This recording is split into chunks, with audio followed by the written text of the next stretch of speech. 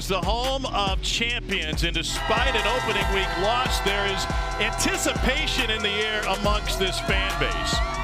Their head coach, Kalen DeBoer, walks the path of legends with the weight of a dynasty weighing solely on his shoulders. Kalen DeBoer knew what this job was. He knew he'd have to walk past statues of Bear Bryant and Nick Saban to go to work every day. Now the eyes of the Bear, the GOAT, and everyone else in the Yellowhammer State are upon him.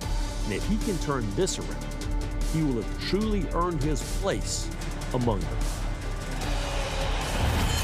You're watching SEC Saturday Night, presented by T-Mobile 5G home internet.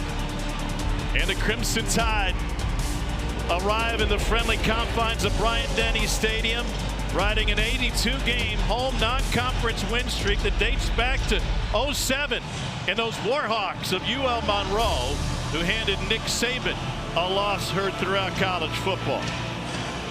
Kalen DeBoer is looking for a bounce-back victory for a program and a locker room that has tried to circle the wagons and block out all of the outside noise after an opening week loss.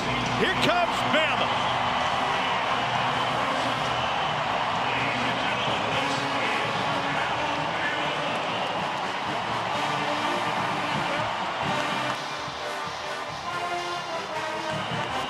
The Alabama head coach is standing by with Cole Kubler. Coach DeBoer, give me an indicator you're looking for early in this game that you think can keep your team from having a repeat performance from a week ago. Yeah, first play. We're focused on that first play. I hope it's a kickoff. But whatever it is, I expect everything, and then it's not just start. 60 minutes. Final injury update: Jamarian Latham, Ryan Williams, both be out of this game? They'll be out, yeah. Thanks, Coach. Yep. All right, Cole, thanks. Get back to you in just 1 minute. It is a big loss for Alabama, not just on the defensive line, with Bateman out, and they'll have a couple of freshmen up front. Jam Miller's still out with a collarbone injury, and Ryan Williams suffered a concussion. Their best wide receiver missed the tail end of last game and will not be available tonight.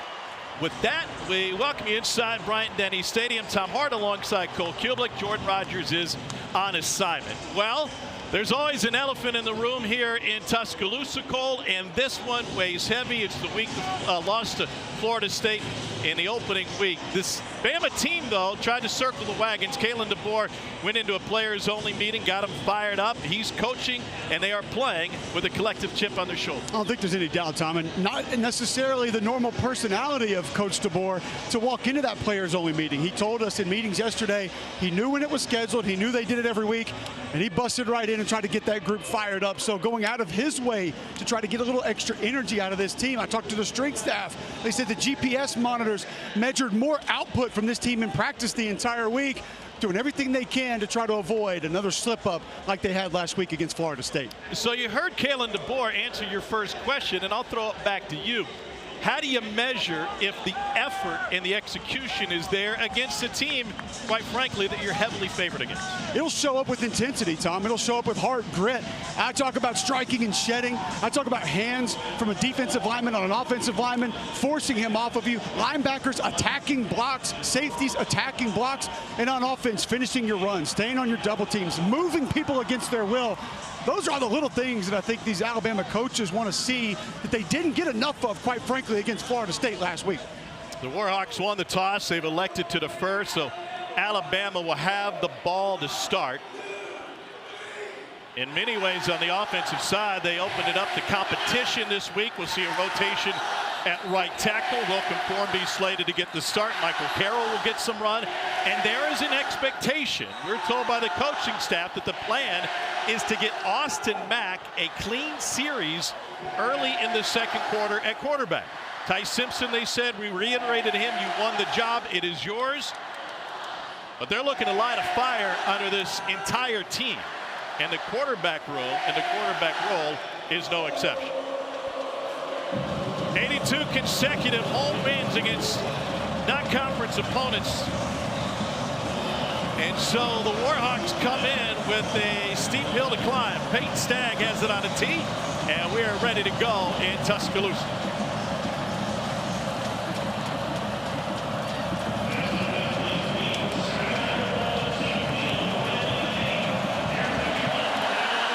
And it is a Pooch kick that will find the turf. Taken off a hop, Rico Scott. And he is taken down inside the 20-yard line. So here is Ty Simpson, son of a coach, second career start in an Alabama uniform. He threw for 254 last week against FSU. Alabama history in a first career start. He also threw for a couple of touchdowns. They said the coach offensive game plan execution was hit or miss. Kevin Riley, redshirt freshman, starts at tailback. And a swing pass to start things off. Here's Bernard, who's the leading receiver last week, and he's got the sideline. And a huge play call on first down to pick up a 22. A couple of things I like about that, Tom. Go to one of your players that was pointed out that did things the way that it was supposed to be done a week ago in Jeremy Bernard. And we welcome those of you who watched another Grammatica split the uprights in a win for South Florida in an upset in Gainesville. We are in Tuscaloosa, Alabama, where the 21st ranked Crimson Tide is starting its open against Louisiana-Monroe. And a flag and movement. False start. Offense number 72. 5-yard penalty. First down. That's the center, Parker Brailsford. Cole, now that we have the bigger audience, what are you looking for from Alabama in terms of effort in this game? Intensity, physicality, Tom, at the end of the day. Even more so from the defense than the offense. The offense was given early on. A little bit of that got taken away. Ryan Grubb even told us yesterday he felt like he got away from it too early. I like the confidence-building throw on first down, going to one of your playmakers from last week, but I want to see Alabama impose their will. So, and here's the first run of the day, and it's a really just burst straight up the middle and into ULM territory. Another gain of 22. Just like that, Tom. Allowed this big offensive line that outweighs this ULM offensive line by 20, 30 pounds a player, and just get north and south. Stay on your combo blocks, stay on those double teams, and let your playmakers get out there and find some yards. O-line did not have a great state. Left tackle Caden Proctor down that line. Fresh set of downs for Ty Simpson. And a little touch pass. Here is Lozier Brooks. And Brooks explodes for a little bit more. If you joined us late, Ryan Williams is unavailable tonight. He is out with a concussion. So Lozier Brooks, a freshman out of Millville, New Jersey, is expected to get a lot of run in his place. This coaching staff excited about the juice and electric and can get to full speed faster than anybody else on this football team. He set a New Jersey high school receiving record and was a 4-time first-team all-state wide receiver. Simpson out of the pistol. And they go off tackle this time with Richard Young. Gain of 3. Going to get a lot of movement from this Warhawk defensive line tonight. You saw it there, a little bit of a slant to the right side of the offensive line. Not necessarily clean by trading free in the hole, but still able to make first man miss, still come up with positive yards. A little bit bigger. Jay Lindsey enters at the tight end spot.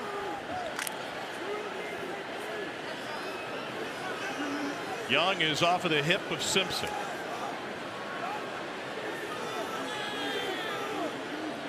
Ty Simpson, a backup for 3 years, never wavered on his commitment to this program. Touch pass wide open, and it's a walk-in score for Jeremy Bernard.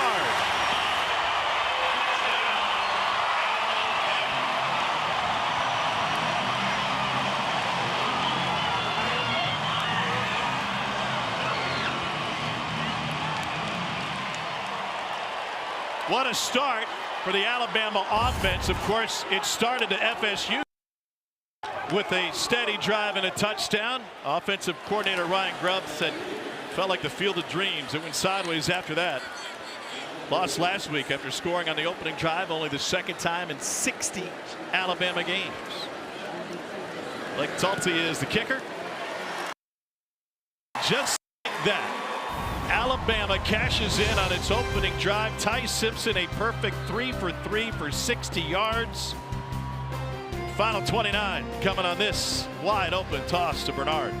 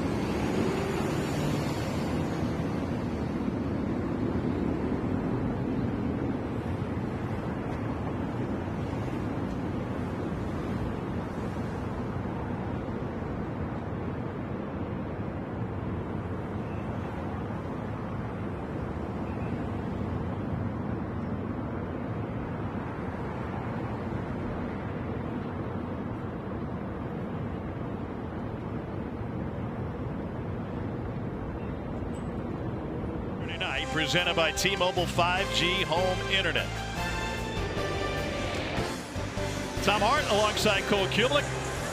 Jordan Rogers is on assignment. And Alabama cashes in on its first possession. No yards last week after the first possession. It was steamy down in Tallahassee and stressful for this Alabama fan base. And all of the headlines talked about the pressure to win and the effort. It's a knuckleball pooch handled at the 8 and taken to the 20. And Cole, the big point of effort, was the effort that was or wasn't seen last week. This is the part of this football team people are going to be anxious to see if it's changed, Tom, with Alabama coming on defense. The hustle to the football. This is just not tracking the ball carrier the way that we're used to seeing players in an Alabama uniform on the defensive side of things. And at the point of attack, just not necessarily what it needed to be. Missing tackles, not fitting the run in the proper gaps, turning your shoulders and your back to the ball carrier. Not characteristics of Crimson Tide defenses past. Ken Womack is the defensive coordinator. He said, we felt like we had a great week of practice. We knew what Gus Malzahn was going to run. Execute. Alan McReynolds, who picks up first down. The quarterback for UL-Monroe is Aiden Armenta, and he's following the Diego Pavia playbook. He's from the land of enchantment. They played for rival high schools in Albuquerque. Diego a few years ahead of them, both transferred away from the state. Armenta redshirted with the Lobos in 23. Last year threw for 1,200 yards as he followed his then offensive coordinator Bryant Vincent to Monroe, where he's now the head coach in his second season. On 2nd and 6, great pursuit on the backside.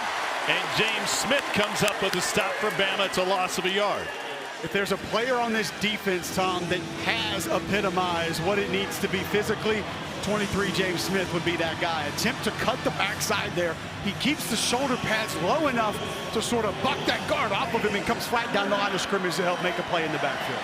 We'll see some youngsters in there next to Smith, including London Simmons at some point tonight. Due to multiple injuries on that interior defensive line this week for Bama.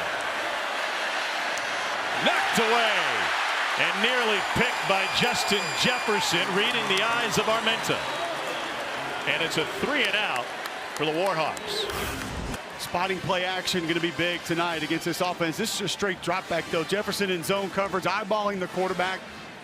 And a nice play with an open receiver behind him, having an understanding of what that route combination possibly going to be, dropping into that space, batting that football down. Alabama is reporting as number 27. Number 30 reporting as 27. Mackenzie Ryan to punt it away for ULM. Bama came after it. And this will be a short punt. Cole Adams takes it to 45. We'll have kick catch interference. And add a few more to what was just a 34-yard punt.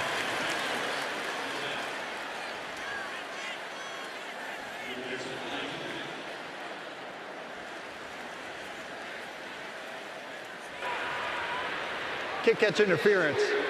Kicking team. 15-yard penalty from the spot of the foul. Automatic first down. Tim Barker is our referee tonight. Textbook. Got to give him some space. A couple of easy mistakes that can be correctable for this Warhawks football team early tonight, Tom. Not the start Brian Vincent wanted. You busted coverage, give up a touchdown. Obviously, penalty there on the kick return is going to put Alabama in their own territory. Got enough stacked against you as it is. Those kind of mistakes going to let this one get out of hand in a hurry. Ty Simpson was a Gatorade Player of the Year in Tennessee. His dad in his 21st season as a head coach at UT Martin. They're playing in El Paso tonight. Kevin Riley in the backfield. Got a convoy. And wiggles his way to a gain of a couple. Cam Dewberry, a new addition to this Alabama offensive line. Big 71 at left guard, Tom. Pulling around on that counter play. Takes a Warhawk defender for a ride. 2-3 yards down past the line of scrimmage. That play had potential to set up to be a little bit of a bigger run. But I like the physicality. I like the come-off that I'm seeing from this Alabama offensive line early on. Different than last week? Well, they didn't have a problem with this last week. First drive was incredible. It was just the game progressed. And now 2nd and 8. And enough of a gap for Kevin Riley to pick up a couple more. That's going to leave 3rd and about 6. What'd you make of Ty Simpson's play against Florida State?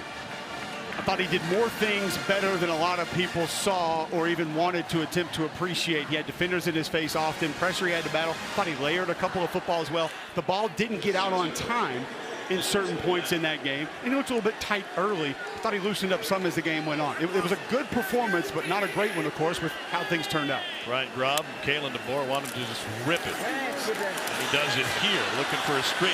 Brooks breaks free. And he's got an Alabama first down, another catch for the true freshman, Lazier Brooks.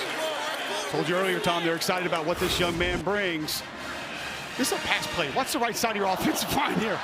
That ended up being about 10 yards down the field on a little option play where that ball can go to the back or you can spit it out to the sideline. Looking to punch it in on their second possession as Daniel Hill gets an opportunity. Well, Tom, I can tell you that 99% of the Alabama fans watching this game right now probably have a similar appreciation to this drive that I do, being called by Ryan Grubb. What a lot of folks thought this team could be, potentially had the makeup inside of them to be, and that is one that can push you against your will. They can impose their physicality on you. In this drive, we're seeing it up front from Alabama. Goatee Grubb in the middle of that front row of the coach's box up here on the 7th floor at Bryant-Denny. On 2nd and 5, little inside move, Bernard, and he's got it outside, and he's got another score. 16-yard catch and run by Jeremy Bernard.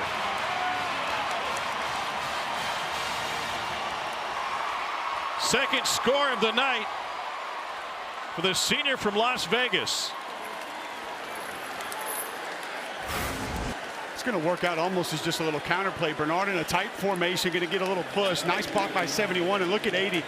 Josh Cuevas, the tight end, with a finisher down to the ground, and Bernard makes a mighty move to cut all the way back across the grain into the end zone. No Ryan Williams tonight. So far, the Alabama wide receivers have looked top-notch. Talty punches another one through. Bernard and Brooks carrying the load on this last drive, and Jeremy Bernard, who was one of the leading receivers in the country last week, already has 2 touchdowns tonight. We're not even midway through the opening quarter.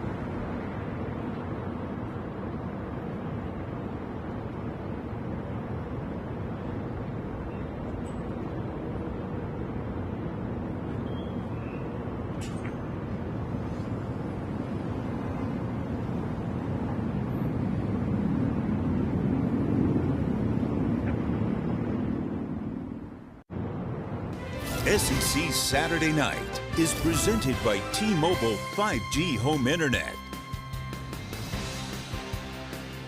It's been a century since we celebrated the 1925 national champions. They got a parade right through Tuscaloosa with students pushing the wagons with the team on it. And Coach Wallace Wade, and that team was 10-0. They're only they allowed fewer than 3 points a game. The only two teams that scored against them were Washington and Birmingham Southern. Didn't have that on the trivia list, did you? Well, they don't have football anymore either. Nope. Nor do they have school. We didn't come here to play school. We're not playing anything anymore. Kalen DeBoer's got a 2-touchdown lead. And another punch kickoff goes right through the first man's hand, scooped up by the second. And we're seeing the effort from Alabama so far tonight. We saw an incredible effort from you. Hustle Award all ready to go from the sideline. Back up in the booth like the world's fastest elevator. A little double duty there. Get Kalen DeBoer, call a couple of plays with you, sprint right up to the middle tunnel. You gave me great direction, though, so you'd be my human GPS for getting to the sideline to the booth in time. Yeah, I dropped breadcrumbs when I came up from pregame. Great hustle. We'll see Jordan next week, but in the meantime, we get to see this Alabama team up close and personal, and there was just a different mood in the facility this week, as anybody at home could imagine. There's always a different demeanor and attitude inside the Malmore Athletic Complex, but it was different than the usual. It's always a little bit intimidating. It's always a little bit fierce. This one was more, like you stated, chip on your shoulder from everybody in that building. Terrell Reed is the running back. They want to throw on first down, and a swing out is blown up and then finished off. Deshaun Jones was the first man there. Justin Jefferson collected the crumbs. Oh, the weight transfer showing up. Not going to be a lack of physicality from him. Mo Lindquist, the DB coach, telling me he's going to spend most of his time at nickel tonight and anticipates that he could be somebody that makes plays in this Alabama defense, not just tonight, but moving forward.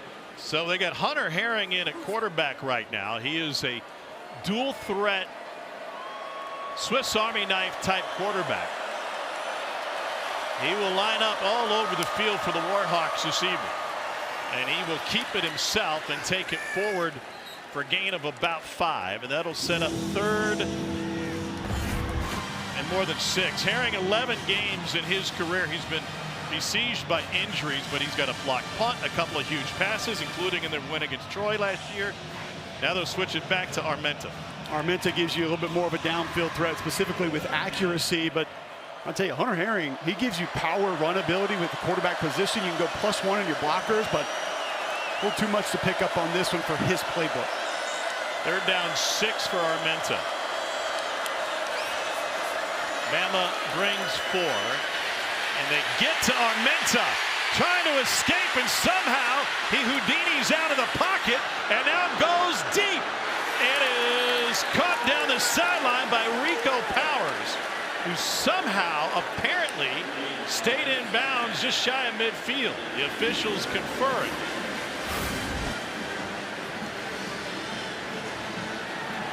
$33-yard gain. Rolling on the field is a completed catch for a first down. Just a scramble drill and an excellent throw from Armenta right on the sideline. Possession yet with that toe on the ground?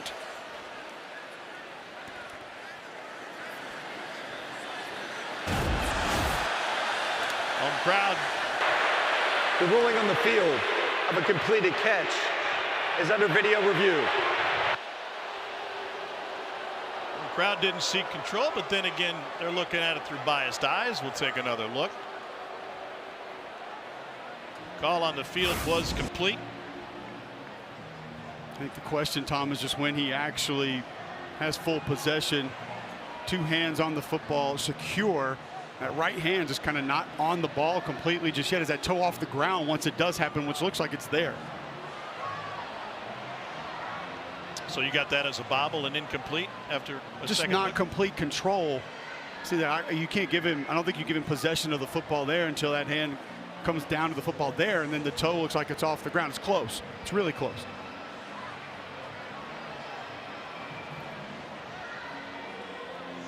So they'll take further look at it.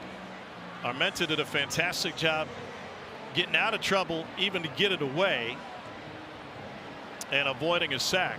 It was a nice job up front by Quay Russo, number 4 off the edge. That was that 4-down look that Kane Womack said we'd get more of. He crashes down inside. James Smith loops around. He's right there in Arminda's face, but this scramble drill allows an open receiver down the sideline. And it's going to be a judgment call of, are you allowing that possession with both hands not necessarily clamped onto that football? Yeah. I don't think it was secure until his right foot came up. But ULM could use a break here. They've only got 1 win in their history against a top 25 team. That came against an Arkansas team that was in its first year without Bobby Petrino. And in that game, the Warhawks converted 8 of 9 fourth down attempts. Well, it helps when you have a quarterback you can go empty that can run the football. And Colton Browning, he was a freaking warrior. After video review, the ruling is an incomplete pass. The receiver did not establish firm control with the body part down inbounds. It's 4th down. Ryan Benson is the ULM head coach. He's got plenty of experience in this state. In fact, he was coaching down at Spanish Fort High School in '07 when the Warhawks came in here and handed Nick Saban a loss.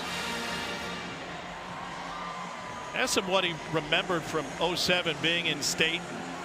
Such a huge storyline, and he gave us the full rundown on how the JV team had done the year before, what their varsity team was up to, and the perfect number 30 for Alabama is reporting for number 27. The perfect explanation and example of a coach having blinders on. I thought he completely missed the question. Yeah, that's right. Another punt for Mackenzie Ryan. Cole Adams stands at his 42. Now from the 41. Looking for a seam. Now he's got the sideline. Adams trying to beat the punter, and he gets waylaid. Wow! Mackenzie Ryan take a bow. 40-yard punt, 37-yard return, and 1 smash hit by Mr. Punter, Mackenzie Ryan. I guess I'm not going to be able to make fun of punters on the show Monday morning. Watch this. Ooh. I mean, that's like a Bradshaw clothesline. Vince McMahon would be proud.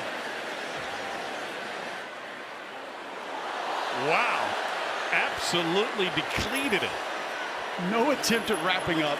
No attempt at a normal tackle. Just sprint to sideline clothesline.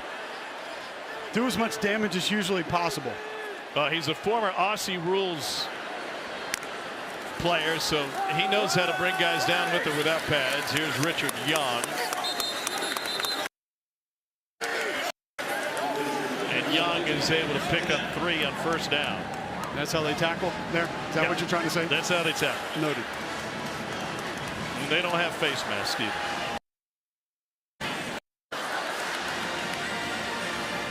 I like the mix from Ryan Grubb. Inside runs, zone runs, downhill runs, and then gap scheme runs on the perimeter. Some of the quick throws as well. Doing a nice job mixing and matching the play calling here early for Ty Simpson.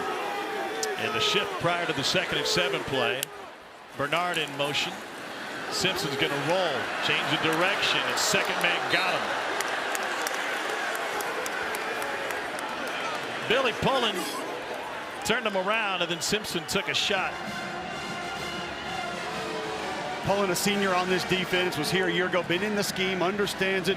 Excellent recognition, play flat down the line of scrimmage, stop, retract to that quarterback, trying to fool you out on the perimeter. Excellent job. That's textbook defense by number 5. And Marcus Ross cleaned it up. Simpson directing some traffic now.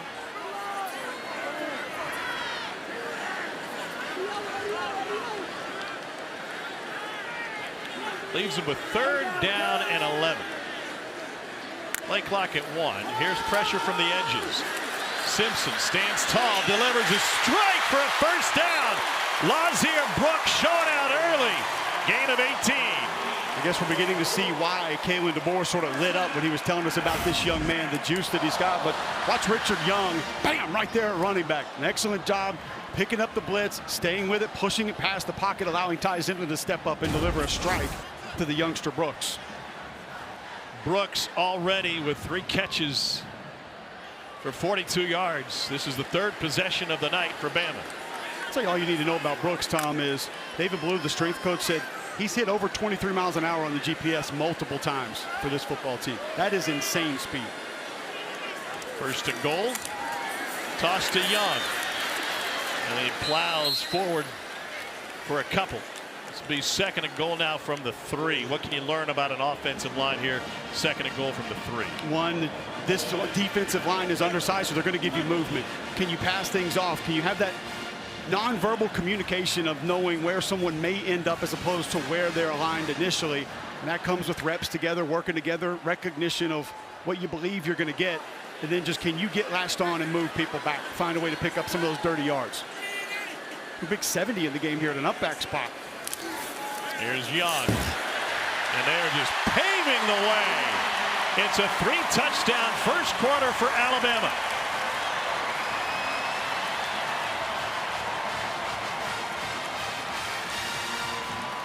William Sanders playing the role of road grader. Saw a little bit of that one at practice yesterday. Kind of thought to myself, okay, short yardage, extra offensive lineman in the game, that could be fun. I think that was probably fun for Sanders and company on that short yardage effort.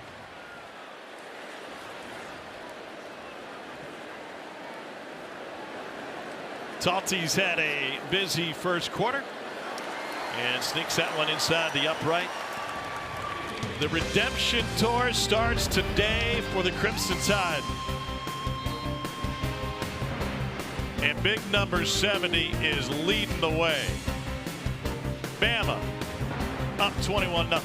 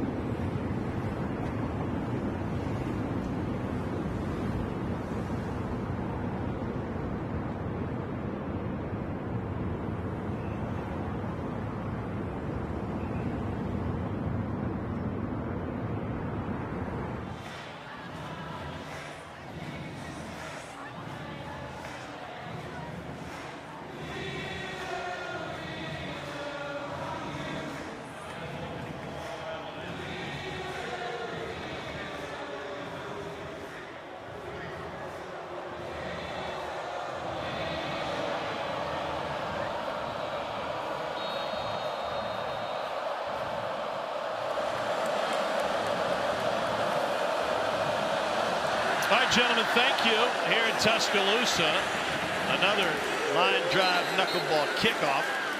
And this one handled inside the 30. Let's take you back to 2007.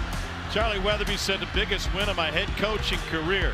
Beat Alabama in their backyard. Great for our program, great for ULM, the whole city, and the whole conference. Bama was favored by 25 in this game. Calvin Dawson ran for 91 yards on 33 attempts. Bama held scoreless in the second half. John Parker Wilson threw a couple of picks. One of their 4 wins against Power 4 opponents.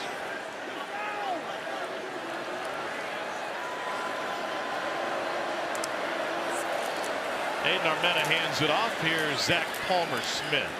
I can tell you, Tom, as a resident in this state on that day, one from a college football perspective that folks will just always, I don't think, ever truly be able to believe that it happened. You just didn't know what you were watching, which, by the way, I felt like we were watching 1927 footage there with the dirty windshield game. The dirty windshield.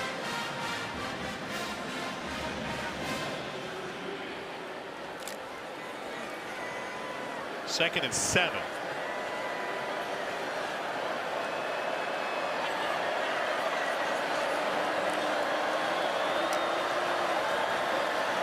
Flag down and a swing out to McReynolds, and he gets hog-tied immediately by Rousseau. You see Keon Sapp flying up from his safety spot. Illegal shift. More than one player in motion at the same time. Offense. 5-yard penalty. Second down. Now, Brian Vincent's team didn't have any issues last week with St. Francis. They pitched a 29-0 shutout. They got a bunch of people involved on both sides of the ball. They're one of only a handful of teams the FBS level to throw a shutout in week 1. Well, they're just not built to live in this situation either. 2nd and 12. They're a run-first football team, physical team, going to build it off the stretch play. And the quarterback Armenta keeps it and runs right into trouble. And it's Keon Sapp. And 6 tackles in Tallahassee last week, including 1 behind the line of scrimmage. He had to play a little bit more than anticipated a week ago due to some pregame injuries, but Mo Ling was telling me, the secondary coach for Alabama before the game, he expects a big bounce back from this young man, number 3. He had a great week of practice, recognition exactly where it needed to be, showing up early for the Alabama defense. 3rd down 12. Thought they'd converted a big 3rd down in the last possession. Throw was just carried the receiver out of bounds by a toenail. And nothing doing with the run game here.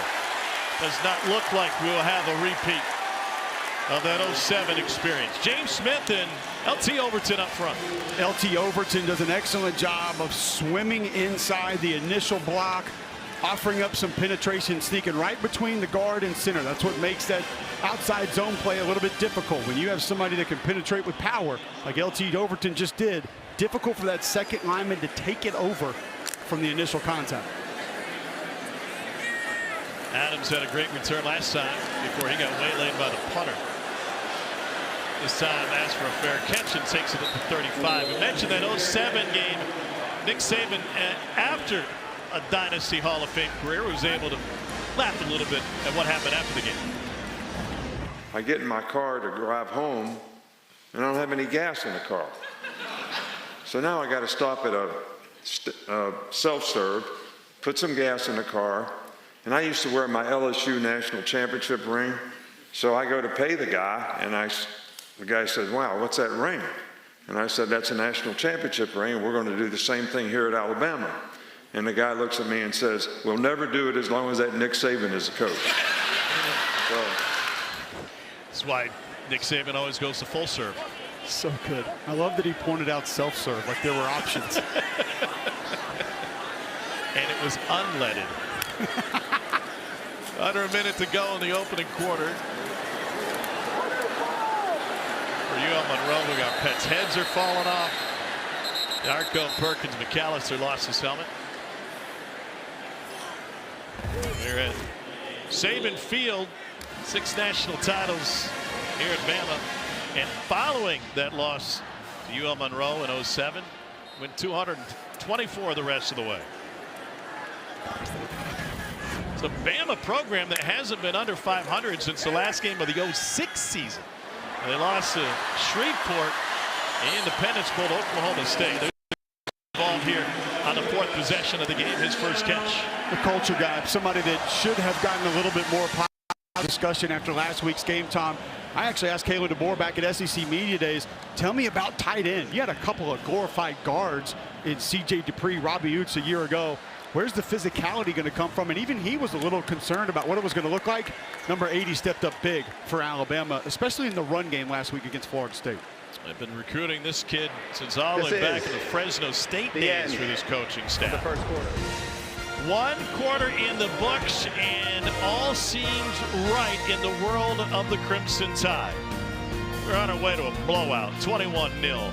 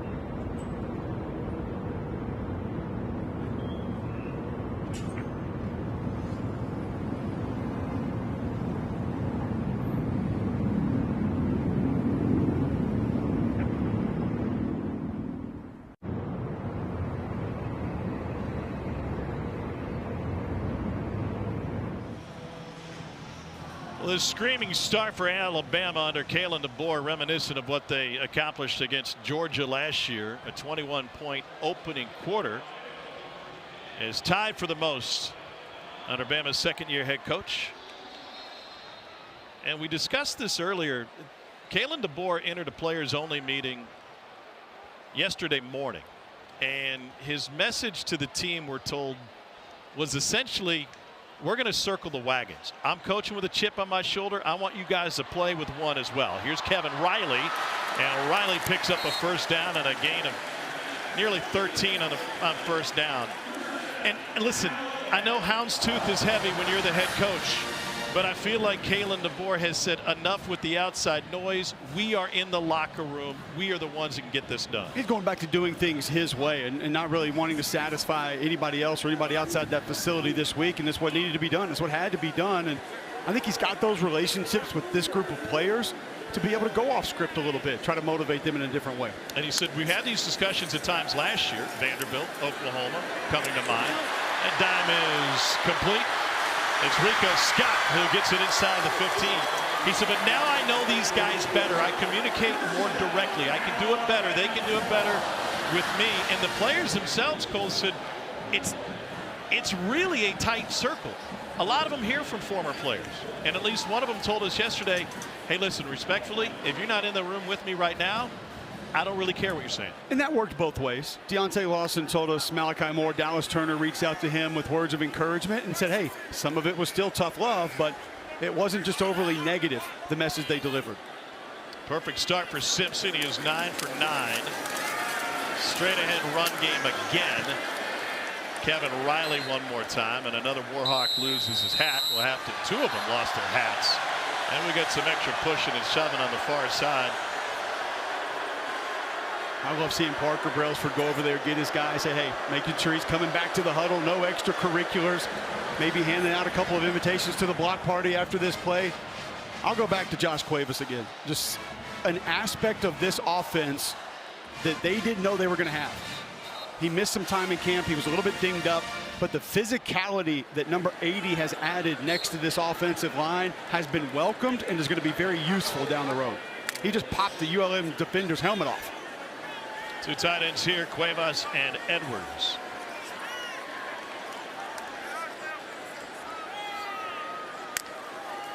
Simpson glanced left, took it himself right, and he plunges in for the score. What a start for Alabama. Crimson Tide has scored on every possession tonight.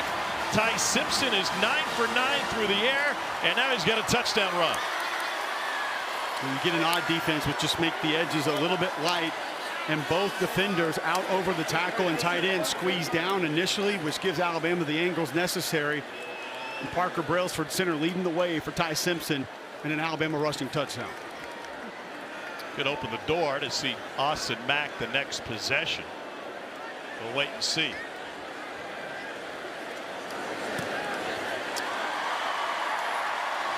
$28-0. Ryan Grubb and Kalen DeBoer authored the most prolific offense in college football when they were together for 4 seasons between Fresno State and Washington. And they look to be back on track with the play calling and execution tonight. Grubb loves it. Pounds all the way around, including Ty Simpson.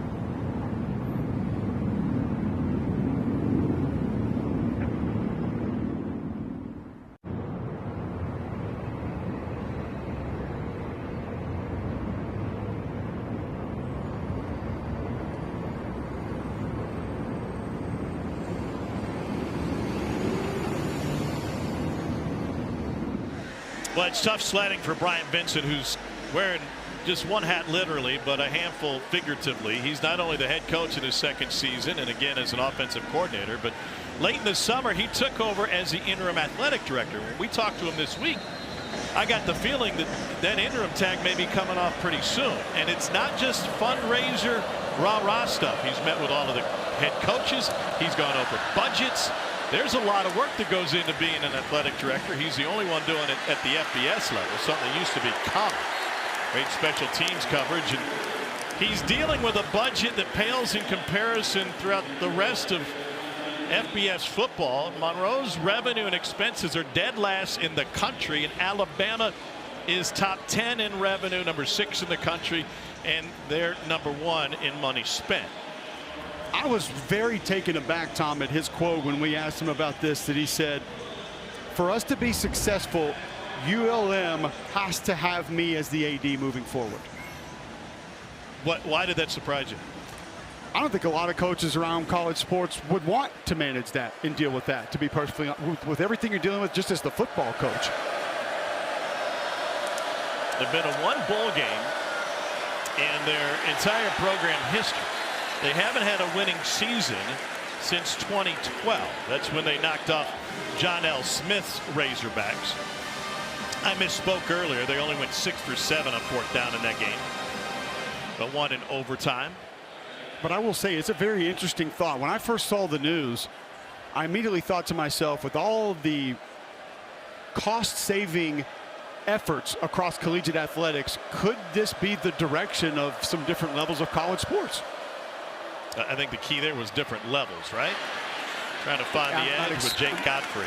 I mean, I don't think that, you know, Jeff Lebby's going to be the AD at Mississippi State anytime soon, but for the Sun Belt, for the Mountain West, for the American, is that something that could potentially be feasible down the road? Like you said, it's been done before. I don't think a lot of guys would invite it, but it's a way that you can pay your head coach more money than you wouldn't leave. Some may appreciate the power that they get with that title, and essentially they're their own boss, which probably brings more complications, depending on how the season's going. Going to be light on sleep if you're doing it right. 3rd down 3. Armenta has time, and now he doesn't, and it's lobbed and picked off. Intercepted by Justin Jefferson.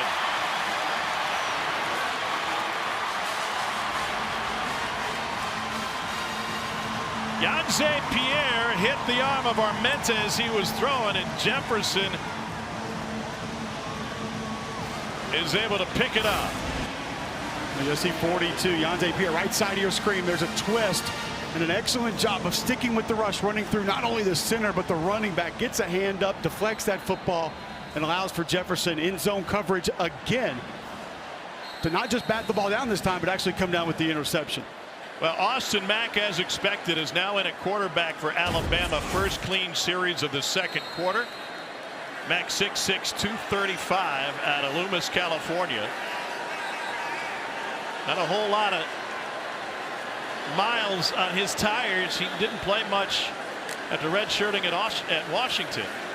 And his first pass is complete to Kevin Riley out of the backfield, and he gets whipped around just shy of the 30. What does Austin Mack bring to the table? Big pocket presence, can really push the football down the field, rocket arm, and somebody who's been in this offense for multiple years. He's playing behind Michael Penix Jr. at Washington, as Riley takes it off the right side and picks up the first down. Not just that, Tom, but he arrived late, so he wasn't even the backup. Replay has stopped the game to review the ruling on the field. The previous play is under video review. And as you stated, has not played much, but it's also, you go a bit further, he hasn't had a lot of reps. And I don't just mean first team reps or in-game reps, but real reps in practice. And now that he's gotten some over the last 6 to 8 months, he's made steady improvements. And Kalen DeBoer showed this last year with a guy like Gino Vandermark at guard. The player in front of him wasn't having a bad year, but he was doing so well in practice and he continued to improve. They want to reward guys that aren't necessarily starters, that continue to improve and continue to show that they can help the football team actually get game reps. Now, save your graphics. Don't tweet out that Ty Simpson was benched. We don't need the graphics on that. That's not what this is. This was planned by Kalen DeBoer and his staff. They've done it before with other quarterbacks at other places. They want to continue to push the competition, and they want to get more guys ready to play and help the team. Steven Sawan was the injured player. They didn't get the snap off that last play. They wanted to check the spot of this play, which should be right at the 30.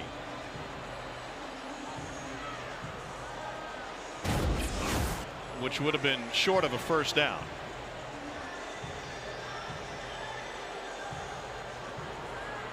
You mentioned that they've done it before. They did it just a few years ago when the staff was together at Fresno State.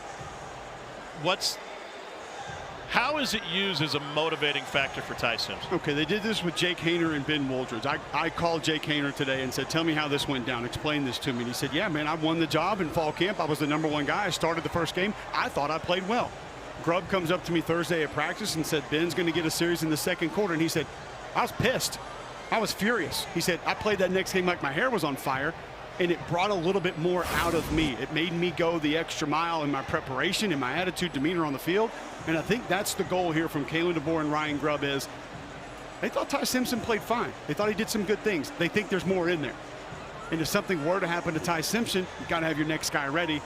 They think with what Austin Mack has done through fall camp and since the season began, has improved enough to where he deserves a little bit of time to see what he's going to do in live action as well. You see, they needed to get to the 29 for the first down. He was down at the 30, but a bad spot initially is what was being reviewed before they tried to squeeze off another first down play. Another thing Jake Haener told me, Tom, he said, Ryan Grubb does an excellent job of never letting his quarterbacks get comfortable. It doesn't matter if you're a 2-year starter, 3-year starter, first-year starter. He said, I bet Mike Penix will tell you the exact same thing. I would tell you the same thing. He's not just going to let you go on cruise control as the starting quarterback. He is going to continue to push you. And I think a lot of great OCs do that. They find different ways to challenge their quarterbacks and try to get them to take different aspects of their game to different levels. Here I am, the offensive lineman, filling in for the quarterback. After video review, the runner did not reach the line to gain. The ball will be spotted at the 30-yard line. It's second down. There was also no targeting on the play by Louisiana-Monroe. So Brian Brown, the replay official, had a lot to look at there, not just the spot, but also possible targeting. So they'll move the chains back, and it'll be 2nd and 1. Opportunity to let Austin Mack rip one to the end zone here if you wanted to. Play action. Now we got to get the chain set. Come on, fellas. The line to gain is the 29-yard line. It's second down. The clock will start on my ready for play.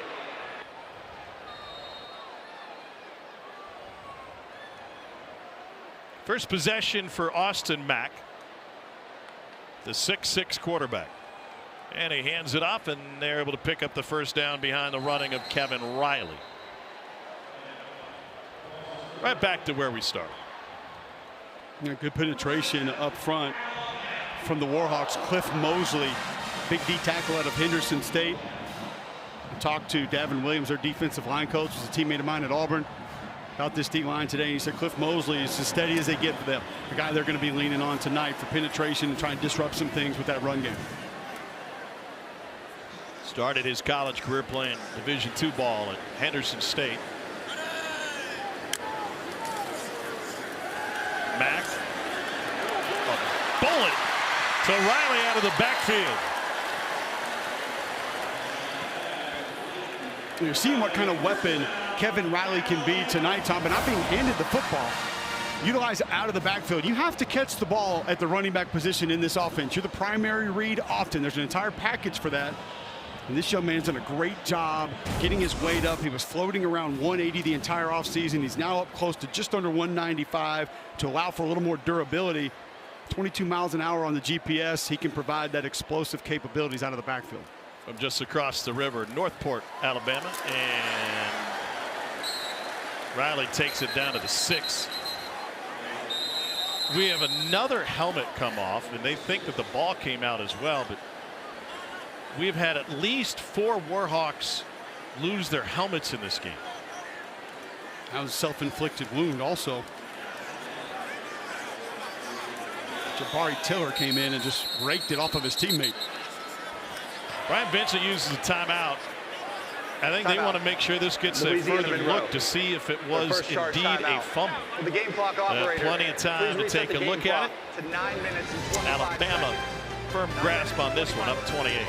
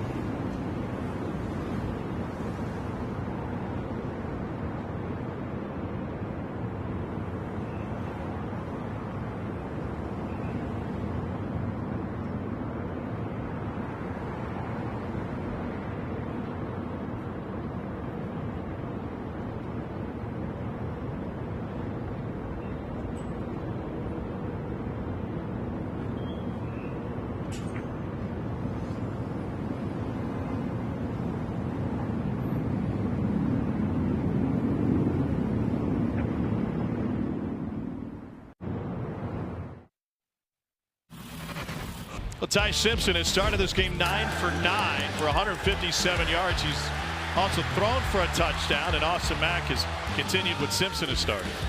Rhythm passes, quick passes out of the backfield. Play action game has been on point. I think Ty Simpson's been sharp. The decision making has looked great. When he has had a little bit of pressure, stepped right up in the pocket, delivered the football, ask him to run the ball just a little bit. Gives you some of that. That's pretty good. This is a Bama team that is averaging 4.5 yards per carry and 9.8 yards per play. It shows you what running the football does, Tom, and they did it on the initial drive last week and then got away from it just a little bit. That removes some of the play action passes that have been so successful tonight, forces you to be a little bit more of a drop back team. And the offensive line struggled in that department. The tackles didn't play well in straight drop back protection a week ago. Now out of the I, Cuevas is in front of Young. And they go play action. Mack with a bullet to the back of the end zone, and Caleb Edwards. First touchdown for Caleb Edwards, the freshman from California. It's a 6-yard strike.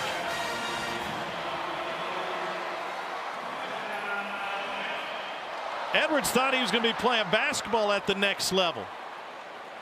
And now he's got a touchdown and a Bama uniform off the feed from Austin Mack.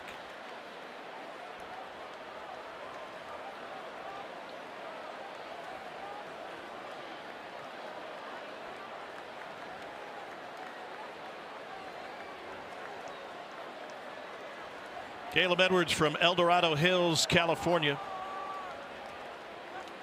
Playing the All-America Bowl. He averaged 16 points and 8 boards a game as a high school basketball player. He showed up motivated one night when Dan Lanning was recruiting him and in the gym, and he yanked down 21 rebounds in a single high school game. That's pretty good. He said, I don't know. I guess I was motivated. I suppose so. Talty's 7 for 7, 35-0 Bama. There's a flag now. Running into the kicker defense. The penalty will be declined. The extra point is good.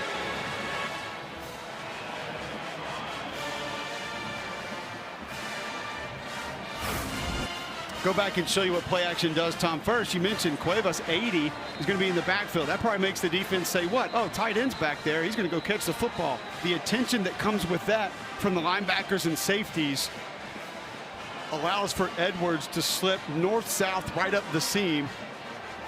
And a nice throw from Austin Mack. Excellent job putting that football in the belly of his running back, selling that play action, being deliberate, getting rid of it quickly. Not second-guess any portion of that play.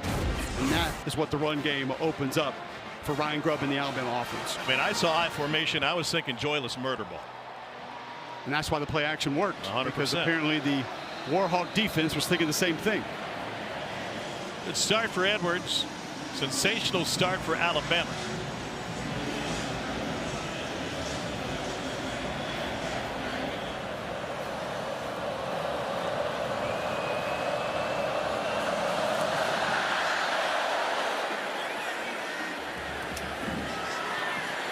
A little hezzy at the beginning, and flag coming in on the tail end.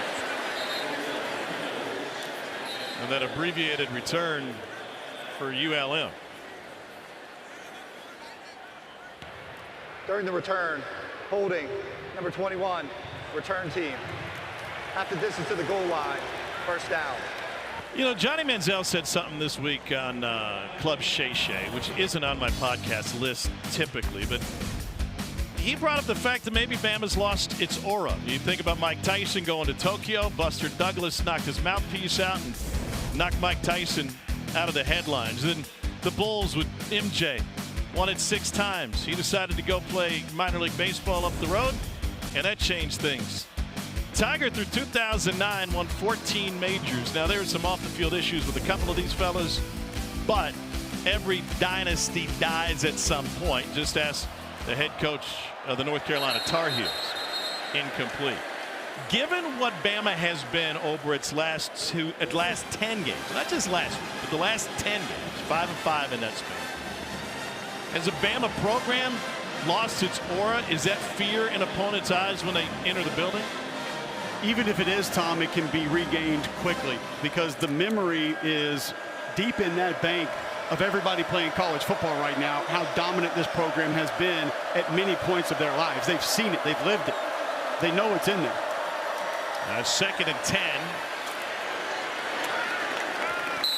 Zach Palmer-Smith taken down by Bray Hubbard.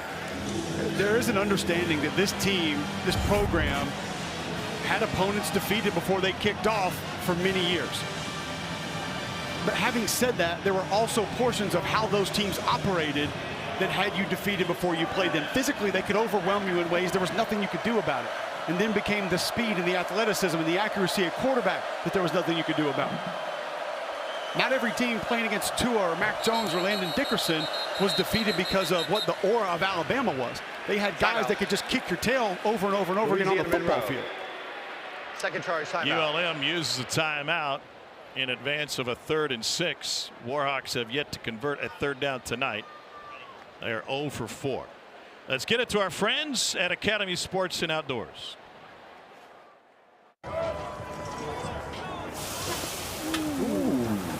There's no I in team, but there is an M, an E, an A, and a T. My favorite thing is when I tell my kids 35-0 Bama on top of Monroe. The defense has one takeaway tonight, and they've held the Warhawks to just 17 total yards on 14 plays.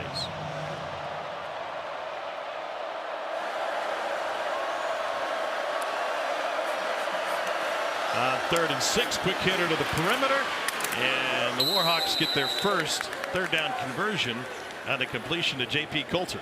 taking advantage of soft coverage there. Young man that led his conference in yards per reception a year ago, 86 per game, 2nd in all of junior college.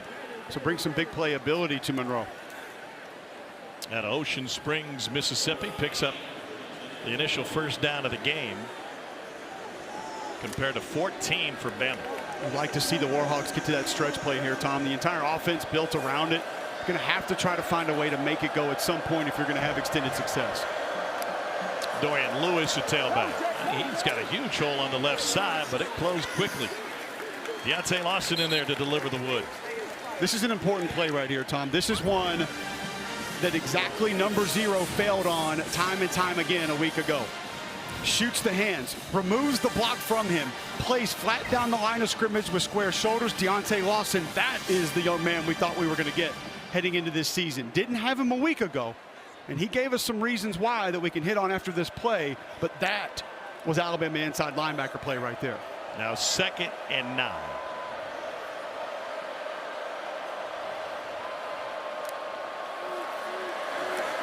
Well, the swing pass out of the backfield. McReynolds, he gets blasted and taken down behind the line of scrimmage. Justin Jefferson has been all over the place for the Tide tonight. There's some of your pursuit that you wanted that maybe wasn't where it needed to be a season ago. And I can tell you this, you're not outrunning Jefferson out in the perimeter. With the timidness with which Kalen DeBoer's team played on the defensive side of the ball last week, seemed like a squad that was unsure of its assignment collectively.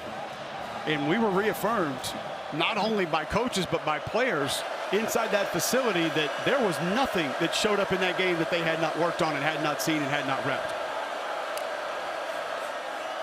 5-man rush on 3rd and 10. Armenta escapes again. He's been under pressure all night, decides to keep it himself, and ends up picking up 4 on the scramble. Interestingly enough, Deontay Lawson now lined up out on the edge in a little eat game, end-to-end tackle around. He's the penetrator, sort of starts that pass rush and allows James Smith to loop around again and have an open run at the quarterback. Eat, end-to-end tackle, end. End, tackle, around. Not a text, tackle, end around. I don't know why Capel's looking at me like that. It's number 30 the name of the game. is number 27 for Alabama. Number 30 Mackenzie is number Ryan to punt it away.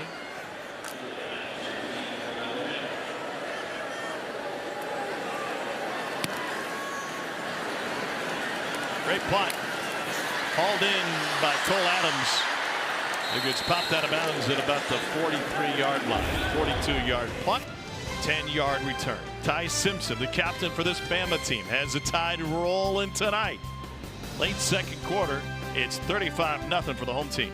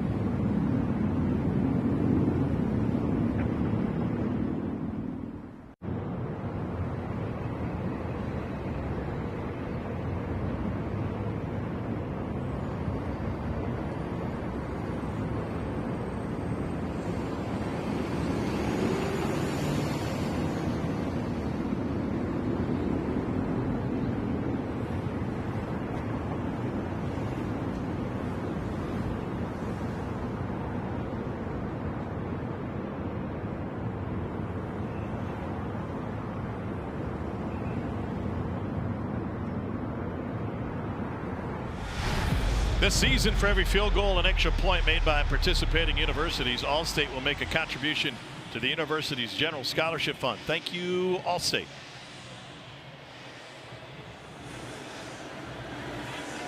$35-0.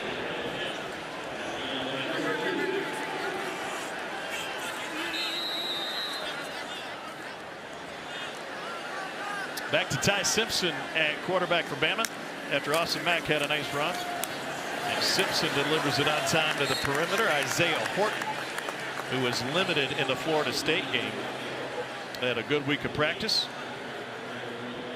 Just couldn't work his way around that block from the wide receiver, but Caden Proctor, an excellent job out there with the block as well, about 10 yards downfield. 5 touchdowns in the first 5 drives. First time for Bama since they blew out LSU in 2020. That was a 55-17 game. Mac Jones threw for 385 and 4 touchdowns.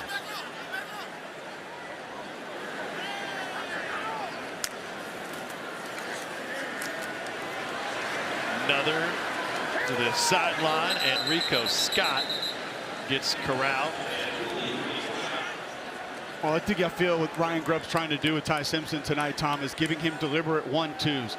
So instead of making him go through an entire progression or come to the line of scrimmage and diagnose everything, it's, hey, you can hand this football off, or you can turn and pitch it out to the flat the opposite direction. Make the defense make the decision for you. They want to lean one way, they want to tilt one way, turn, spit it out to one of your playmakers on the perimeter. You like the run look?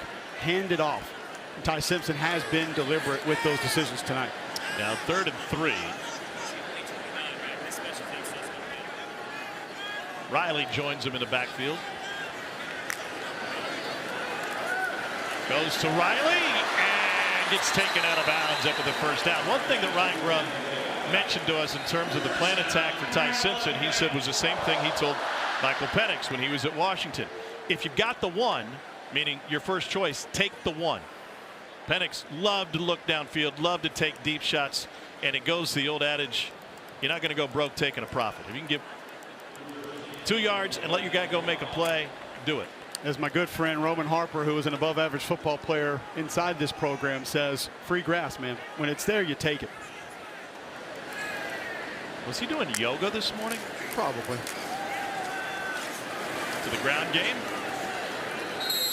Also, was it 7 degrees in Columbia? He had the sweater, it looked like he had a scarf on, turtleneck. I was like, man, winter hit quick up there in Mizzou. Big win for the Tigers over their rivals in the border war. How big is that rivalry? A lot of folks watching this game don't really understand just what it means, what it is. Yeah, they literally burned Lawrence down back in the day. It was an actual war between the two. And then when they started playing college football a few years later, the survivors who fought against each other would be on opposite sidelines. We thought poison in trees was bad. Yeah, that ain't nothing. Simpson scrambles and dials deep. Touchdown, Alabama. Flag comes flying in. Jeremy Bernard's got his 3rd of the night if it stands. On a 42-yard dash and toss by Ty Simpson, who was rocking and rolling.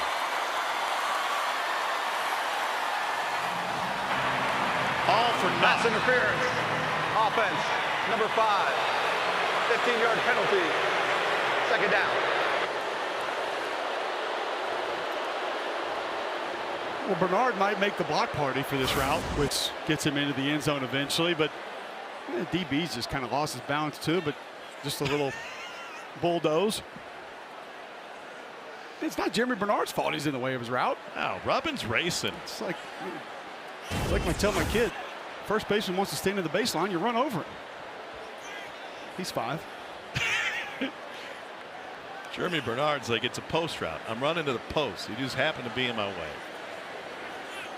I'll tell you this, Tom, we were at practice yesterday watching Jeremy Bernard run routes. They didn't have pads on, didn't have numbers. And I went and asked a member of the staff, I said, who is this kid running routes? I said, that's Bernard. He looks like a lighter tight end when you see him running around. The physicality that he's able to bring to the receiver position, uncanny. 6'1", 204. Simpson with another short pass that they're hoping to turn into more.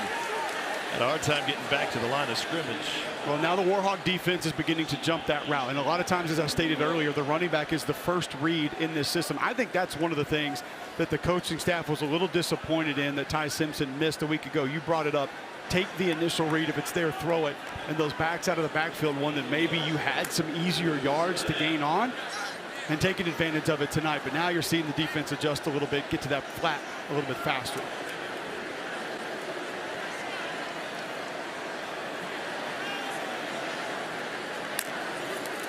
It's 3rd and 23. Simpson, across the middle. Isaiah Horton gets taken down short. And they'll have 4 yards to pick up the first down, and will leave the offense on the field.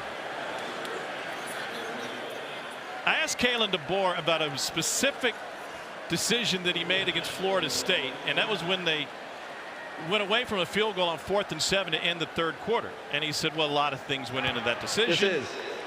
Score, time of game, kicking. He said, but the bottom line, we need 7 yards for a first down. This offense should be able to get 7 yards. 4th and 4 after the 2-minute timeout after this.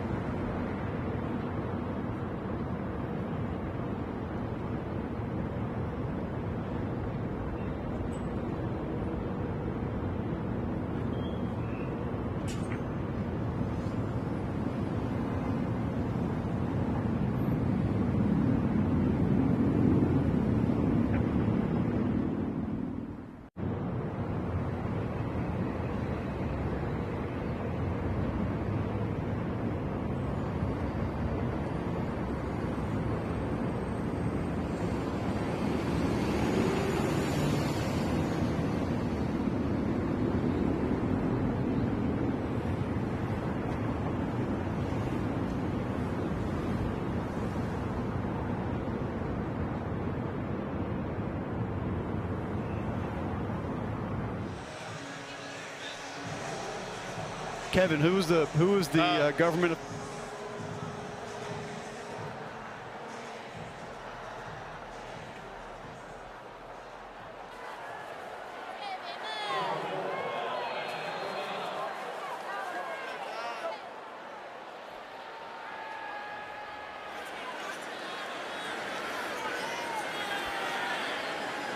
$35-0. And 4th and 4, Ty Simpson delivers on time, and that's good for a first down. So a lot of reasons behind going for it on 4th and 4 for this team. Well, you're getting zone coverage. You have an idea that your receiver's going to be able to sit down in space, find it, and Ty Simpson has shown the confidence tonight to deliver it. But I just think that this game now becomes about building confidence within your players, within the system, within each other. And you continue to ride that, build on it moving forward. Well, 15 for your first 15 doesn't build the confidence, I don't know what else you can do.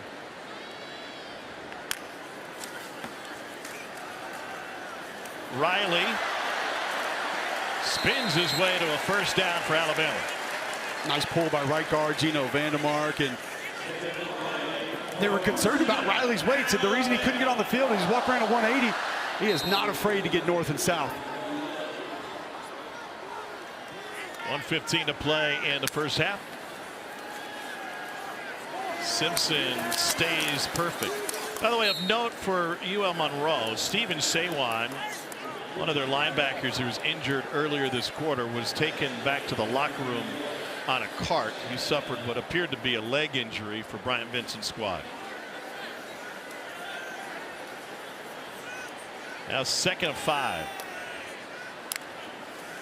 Pressure from the edge. Simpson's got a lead blocker. He's got a first down. There's a flag down, and Simpson goes for the pylon.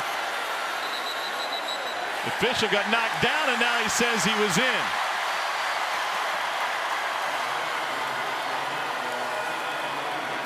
This one likely coming back. Looked like a hold at about the 19.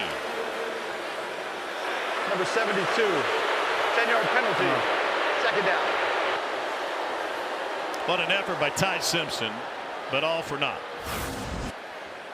I mean, I guess that's what you're going to call it on. I count this a good rep. Hands inside.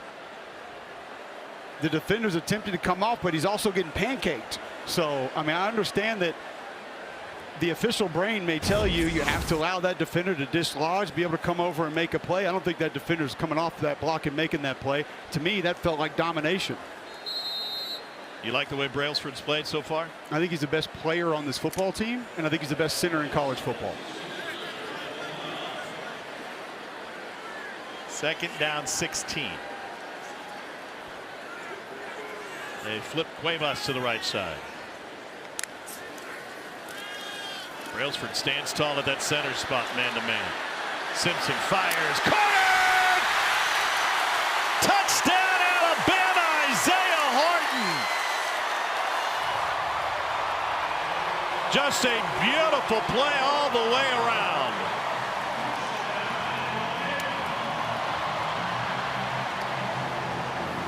Ty Simpson has started this game 17 for 17.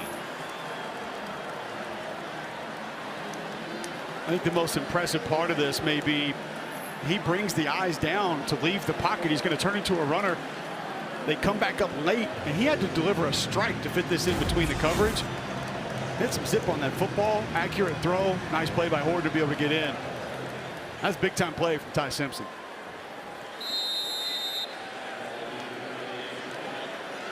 Saw Ryan Williams on the sideline. He's out for tonight's game with a concussion. Was not a participant in practice yesterday for Alabama and was in a non-contact jersey but barely on the field on Thursday. Go back and watch Simpson here. He leaves. You see the eyes come up just again late on the run. Defender almost in his face. Right where that ball had to be, in between the corner and the safety. Well, if you want to put a number on how good this start is for Ty Simpson, you can put ever at the end of it. Because no Alabama quarterback ever has started his game 17 for 17. Not even McElroy. Who? Most consecutive completions to start a game in Bama history. Add in 3 touchdowns through the air and 1 on the ground. What a bounce back performance for Ty Simpson and really this entire offense. There's no doubt. I go back to what Jay Kaner told me on the phone, who played at Fresno State, quarterback for Grubb and DeBoer. They pulled the same move with him, and it lit a fire under him that he did not expect to have at any point in that season. Had a great visit with Ty yesterday. Peter Notaro handling the kickoffs. He talked about the ability to leave in this transfer portal era, and he said, I had so many guys in front of me. I'm not the first one to go down this track. I saw what happened with Brian Robinson. I saw how Mac Jones handled things. It's not unique that I'm staying here because I believe in what I can do and the opportunities that are in front of me. I also think, Tom, a lot of people just feel like that leadership is just handed over at this program, and I think specifically at this program, it's as far from that as possible. It's earned here. You don't get it because you're a senior. You don't get it because you're a 3-year starter. You get it because of how you carry yourself, handle yourself, and how you perform. Warhawks trying to get to the locker room, and man, they paid a price to do that. Dylan Howell. Pardon me, Nikhil Hill-Green.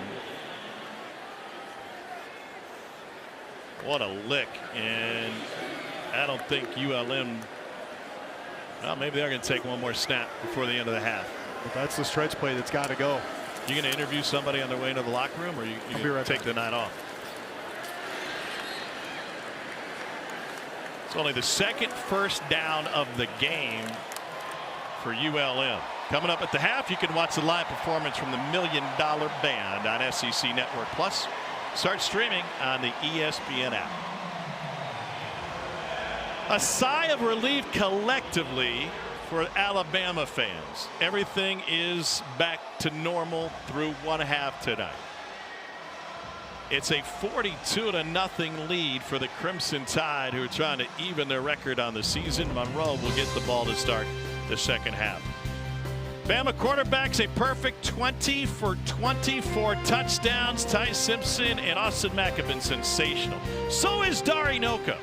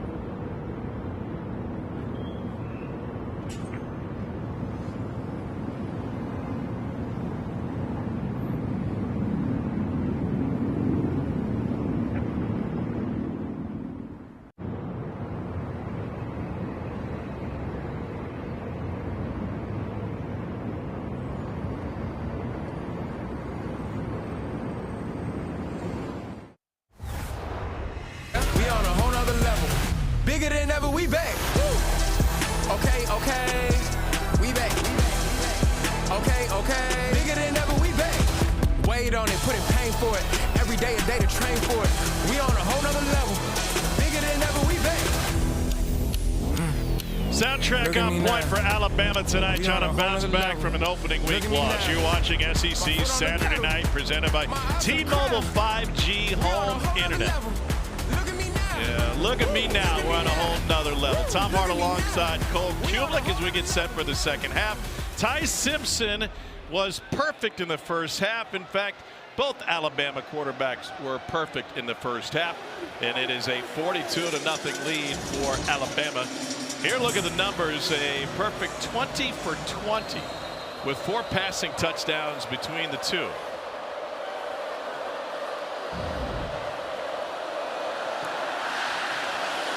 Can't get much better than that. And no return for the Warhawks. Tom Hart alongside Cole Kublik. As I mentioned, Jordan Rogers has the night off. No nights off for you, and that includes Read and React Monday night.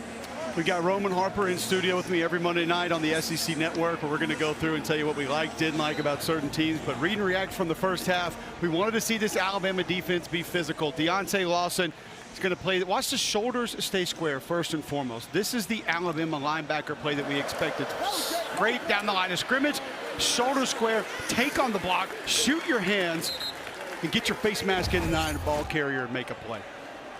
And he admitted to us, Tom, when we met with him, said, I questioned the knee a little bit. There was some doubt there, and it's understandable coming off an ACL reconstruction. Aiden Armenta delivers a strike for a first down in the first play out of the locker room. How does it, you went through that as a player as well. How does that doubt impact you on game day? You just don't know. And you've been through practice and you've been full speed in practice. Games are always different. You've heard me say it before. First couple games of the year, you play 3 plays and it's like, did we even condition? You're just gassed. There's a different intensity level, especially with the kind of game that they played last week. And if there's any doubt, if there's any question of, is this knee going to hold up? And you saw the way he played a couple of blocks. It made sense to me when he explained it to us when we met with him, why he physically played a couple things the way that he did. Hopefully that's now behind him. He keeps playing like that. He's going to be one of the best in the SEC. He said, I got a game under it now. Got to trust it. And whistle pre-snap. Timeout. Louisiana-Monroe. First charge. 30 seconds. Brian Vincent is trying to get to midfield. They haven't done that yet tonight. As his return to this state, longtime high school coach in a couple of different spots, both at UAB and South Alabama, where he was with Kane Womack, both as coordinators. What's in it for ULM in this second half? You got to go out and prove that you can put some things together and move the football. The stretch play, as I stated earlier, that's the foundation of this offense. Everything's built off of it, and they haven't been able to get it going. So different formations, maybe different movement out of some different alignments. Got to get some high percentage throw going as well. Your quarterback needs a little bit of confidence if you're going to find offense in this second half. Aiden Armenta 4 for 8 for 23 yards. Yeah, more picks than touchdowns as a starter last year after he took over a few games into the season. Now first down, nothing doing. Swarmed. James Smith, first man there. Tom, I think he has the potential to be the most disruptive player on this Alabama defense. Actually, Coach Ballou, the strength coach, if you could measure grip strength and where he would kind of fall, he said we didn't really do anything with that. We worked it a lot, but he said, I know what you're seeing because I've seen this man throw some weight around. I think he's got some of the strongest hands in college football, and ripping through that offensive line again, not allowing a double team combo at the line of scrimmage on the outside zone play, disruption in the backfield. 6'3", 297 for number 23 in crimson. 2nd and 12, draw. Braylon McReynolds with the carry. So that's ULM's sprint draw package that they have. It looks exactly like it does when the quarterback will sprint one direction and look for something either down the field or to the near sideline. So the offensive line will just kind of pause that protection, wall off the defenders, and you sneak the draw back underneath it. That's great recognition by the second level of Alabama defenders to know where that football is headed. Remember, Monroe lost his star running back, Ahmad Hardy, who was a Sun Belt Freshman of the Year last year. He's now at Missouri. He scored the first touchdown of the day for the Tigers in their win against KU. He's really good. Really, really good. But a delay there and a swing out to McReynolds. Ray Hubbard couldn't bring him down, and so Keon Sabb picked it up. Yeah, Hardy went for a $112 and a touchdown and 25 carries for Missouri today. Well, and the advantage that he has with Eli Drinkwitz is he's been running that stretch play here in this offense, and there's a feel for it. They went and got Nate Noel from App. He comes in, has a great year for the Tigers a season ago, and I can remember it was game 4 or 5. I actually called Brian Vincent last year. I said, Coach, who is this running back? He goes, yeah, you like him? He goes, we probably won't have him long. But it gives you an idea. Brian Vincent was not afraid to say, hey, we know what's probably going to happen with this showman the way he's playing. Bama shut out Missouri in that stretch play last year, and Tide will head to Faurot Field on October 11th, in the middle of their SEC gauntlet. 42-0 Bama.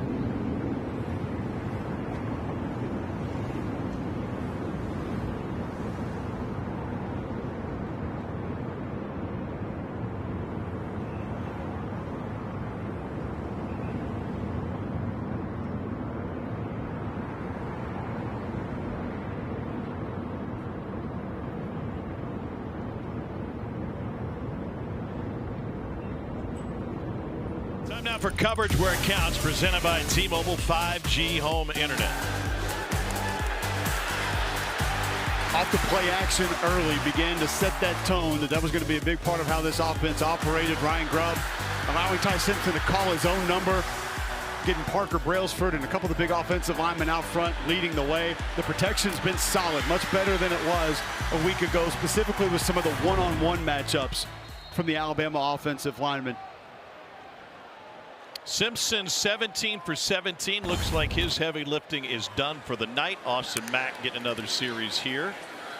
And they'll run it off the right side and have a big gain for Kevin Riley. Bama quarterbacks combined to go 20 for 20 in the first half. First time in the FBS that's happened since Washington State did it against Montana State in 2017. Bama is the first SEC team to do this in the first half in the last 20 years. 2017, was that Minshew? Sounds about right. Who was quarterback for Montana State that year? Gronowski. Yeah, Bobcat legend.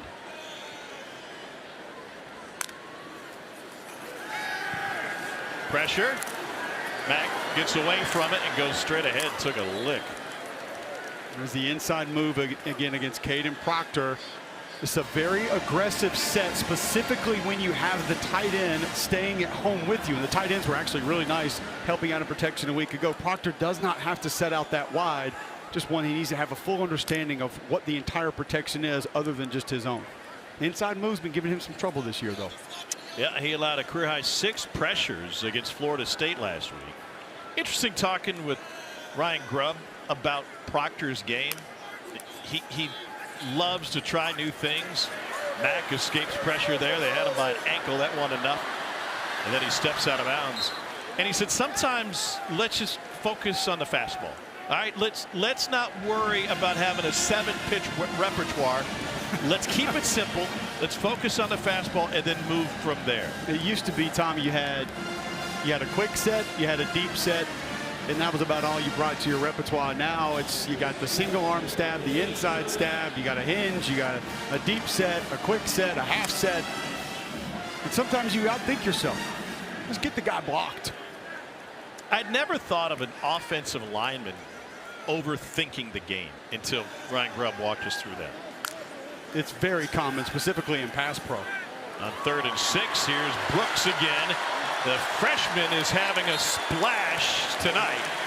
Lazier Brooks filling in for Ryan Williams, and he has made it a night. That's his 4th catch for 58 yards. When we saw Ryan Williams be moved a little bit more in that opener against Florida State, Brooks going to be more of an inside receiver. Now, if you have that kind of twitch inside with the ability to move that young man around still, and Ryan Williams, his receiving core trending up for the Crimson Tide.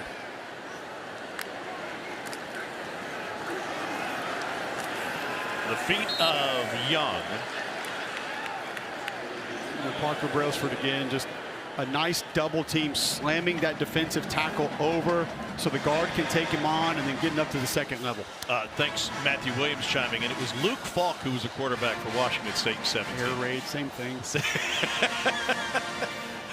Put you there, you could complete 17 in a row. Slinging MacBooks all weekend. What's wrong with a pigskin? 2nd and 6.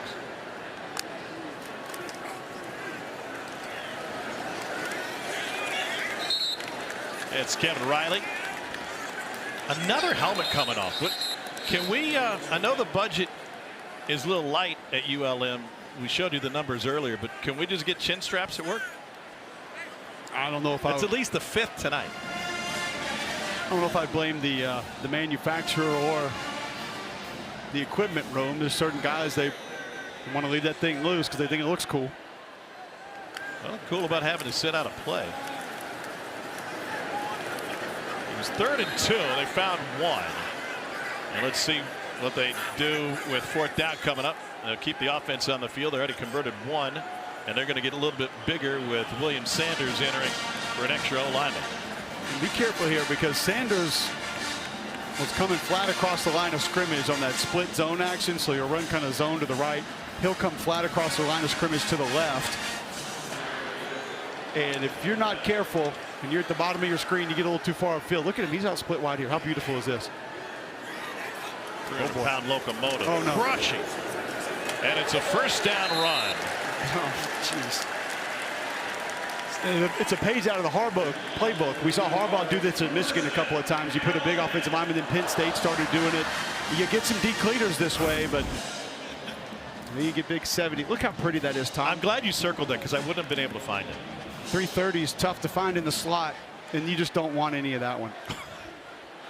I'll tell you, though, I will give Dylan Howell credit. He faced it up and took it on.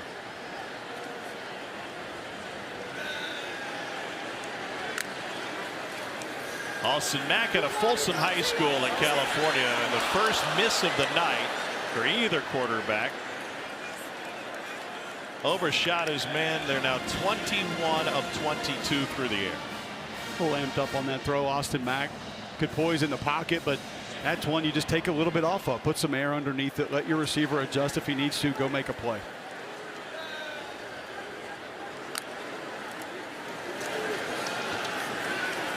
Off tackle, Daniel Hill.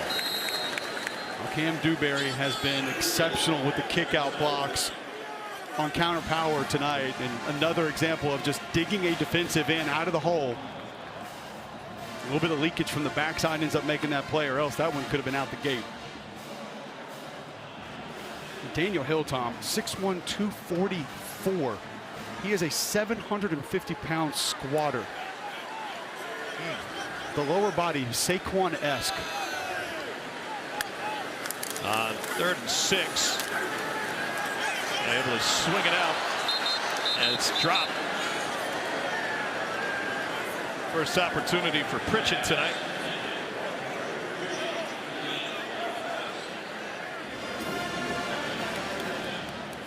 Love to have that one back, I'm sure.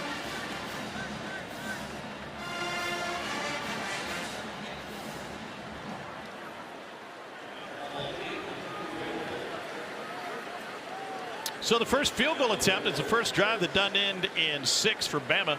This is a 47-yard attempt for Blake Talty. He was short from 53 on Saturday. And we got whistles pre-snap. The ruling on the field of an incomplete forward pass is under video review.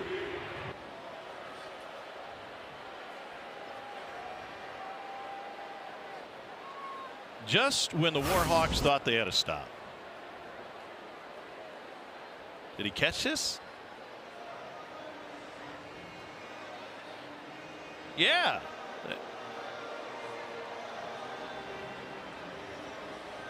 Didn't see the ball hit the ground.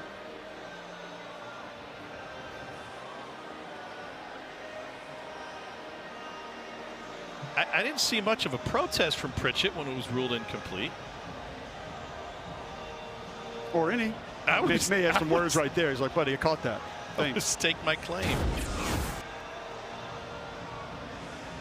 He did tell his teammate, though, they caught that football.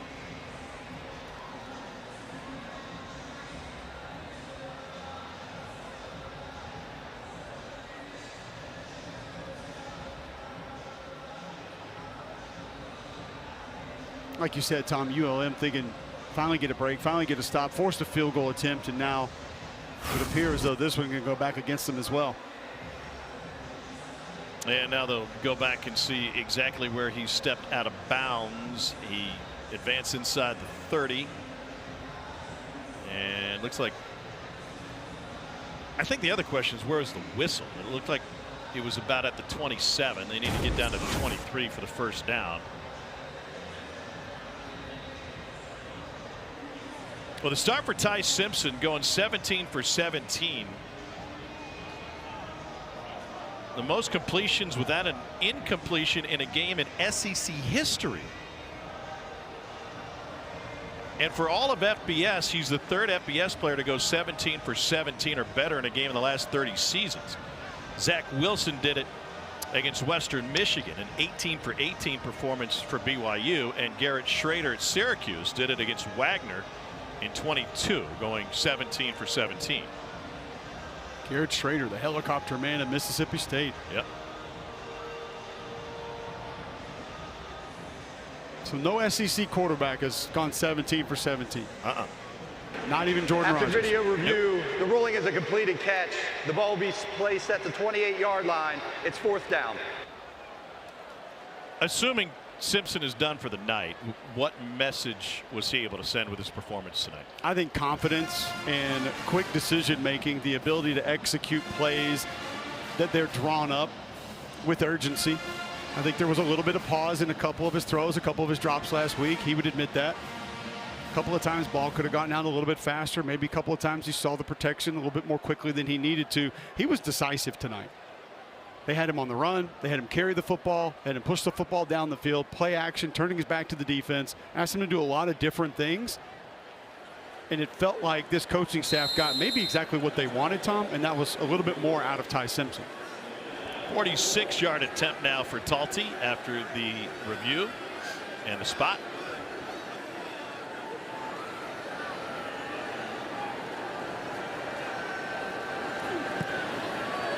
And that one is just inside the upright, fades in. Talty did not have a good warm-up tonight, pregame, but he has been perfect in game. Bama halfway to 90.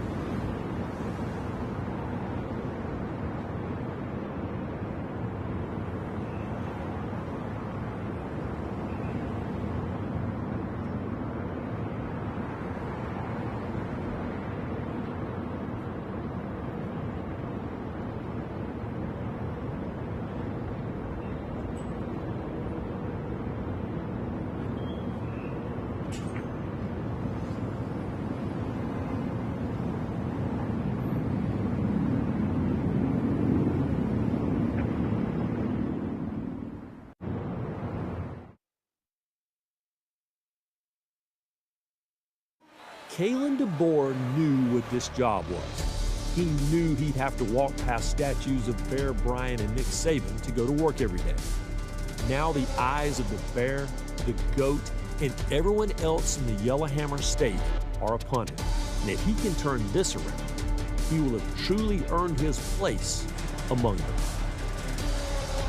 Cole, a couple of years ago, we were here for Bama's opener. Then I went to Yankee Stadium for a game on that Labor Day Monday. And I was talking with Aaron Boone about how Nick Saban had to motivate a little bit differently than he did and vice versa. Aaron Boone can't grab Giancarlo Stanton by the buttons and scream at him like Saban could if a guy wasn't on. He wouldn't be in the lineup anyway. Probably wouldn't be. And Aaron Boone had a term that he used that day, and he's repeated it, and he said the pinstripes are heavy. Meaning the pressure to win the last game of the season when you're the manager of the New York Yankees is unmatched by most, except right here in Tuscaloosa. It's the only game in town. Let's get to the studio checking with Dari.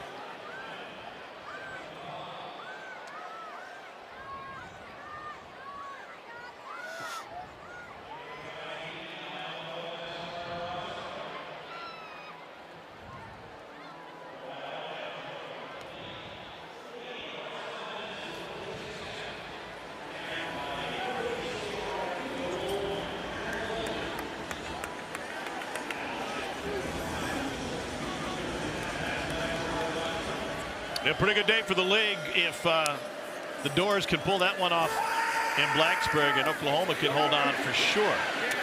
But going back to the comp between the Yankees and Alabama football, houndstooth is heavy. Like the expectations here are unlike anywhere else in sports.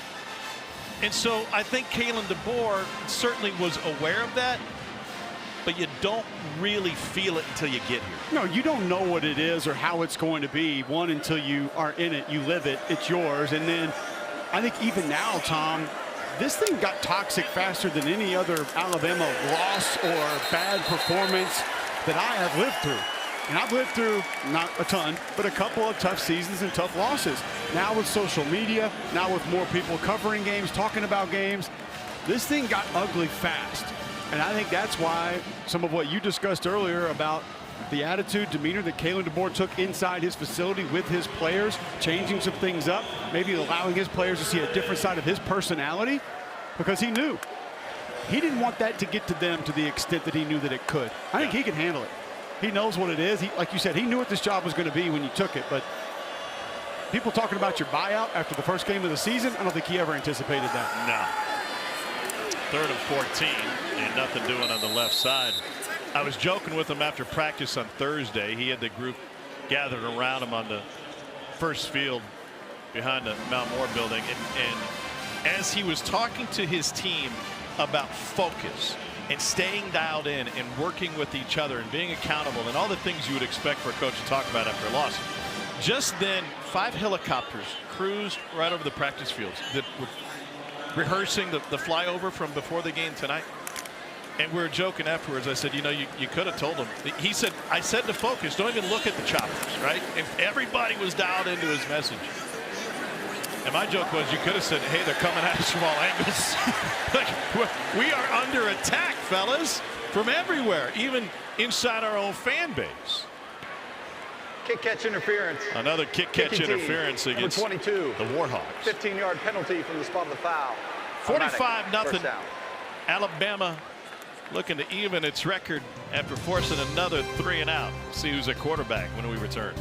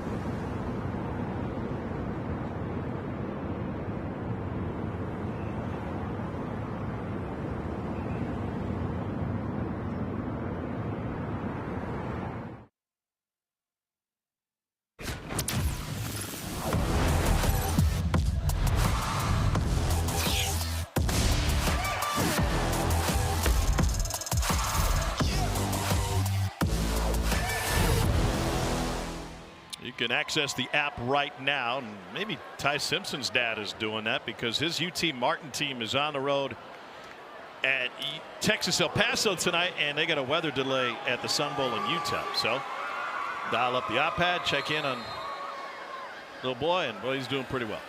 17 for 17 tonight. Bama has gone deep. They've had 5 different running backs tonight, including Dre Washington getting his first carry. And one thing hasn't changed, though, is Parker Brailsford. You're going to see him pull around here. Watch just the athleticism, snap the ball, get outside. He would end up hooking that defender, so it means he gets actually play side in front of that defender, able to wall him off.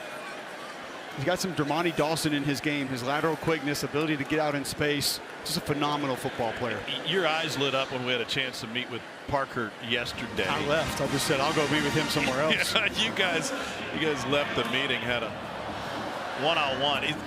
I got the sense after we talked about his style of play and the evolution of his level of intensity that he brings a certain grittiness to the position this year that maybe he hadn't shown in years past. He hadn't. And I watched every snap of his at Washington. Aaron Taylor, the Joe Moore Award Committee that I'm on, and we took that trophy to his Washington football team. He won it. He didn't play with a lot of the nasty that he does now. And I asked Coach DeBoer, I asked Coach Grubb, I said, how much of that do you think was Tyler Booker running off on him last 2 years? And he said, absolutely, 100%. When I asked Parker that, he said, no, I mean, I feel like I kind of always had this. I was like, no, man, it's a little bit different now than it was. He just has a little more extra at the end of plays, a little more physicality. Yeah, it is. He did tell me, he said, I will say, watching Book play here, he goes, I didn't think like legally you could get away with some of the stuff he was doing to people in this uniform, but you can. So Ryan Grubb said it was the best camp for an offensive lineman he had ever seen. Another lost hat. This time it's Levante Jacobs. And to your point, that's the guy who coached the best offensive line in the country just a couple of years ago in Washington. Tom, and there were a lot of negatives to take away from that Florida State game, and there were a few positives some people pointed out. The one that I became increasingly frustrated with was nobody was talking about 72. I thought he played the best game of his career against Florida State. He was that good. Here's the problem when you say nobody. Like, you can talk about it. You have a radio show and a TV show, and you're on air every Saturday night, so it's not nobody if you're doing it. Kind of is, but that's all right. I appreciate your support, but I did talk about it, and I tried to tell people that this young man was sitting down on nose guards one-on-one, a zero nose, and he would just sit on them in pass protection. He was getting out in space, picking up linebackers. The combo blocks were devastating at the point of attack. It was unfortunate the offense couldn't be more successful behind that, but he played exceptional football. And Ryan Grubb said, you know what, you're probably right.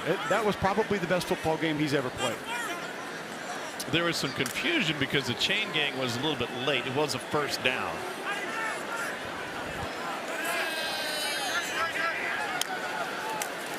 Austin Mack getting some valuable reps. And to follow that up, Tom, the cool part about having that conversation with Grubb and DeBoer was sort of where it went next. And it was, yes, Parker Brailsford took some of that from Tyler Booker, and now they're seeing some of Parker Brailsford rub off on the other offensive linemen, specifically Caden Proctor, who's needed a little extra oomph, hasn't been through the last 2 spring practices. Look at this, a catch and run for Cole Adams. Great play by Adams. Coming off play action again, Austin Mack, just nice quick delivery, accurate. Ryan Grubb moving the pieces around to be able to find uncovered receivers. Hand off to A.K. Deere, and he takes it inside the 5. You think this is the last rep for the starting 5 on the O-line? I think so. I think you would like nothing more than with almost under 120 left in the third quarter to allow this group, who played phenomenal football tonight, to just dominate one more score into the end zone and then call it an evening.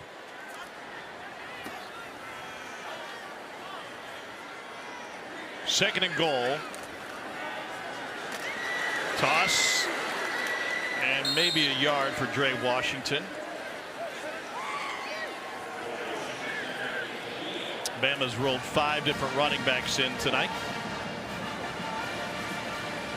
And they like a lot of these young men too. Dre Washington, I watched his Raging Cajun film and kind of started wondering why. I know the whole portal rankings and this and that. Why he's the best this in the portal. How do we even know?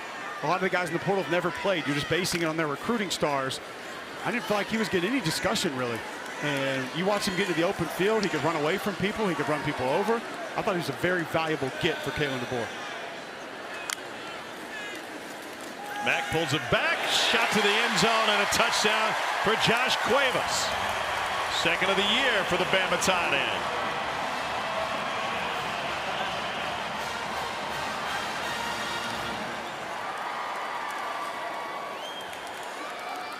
Second Passing touchdown for Austin Mack.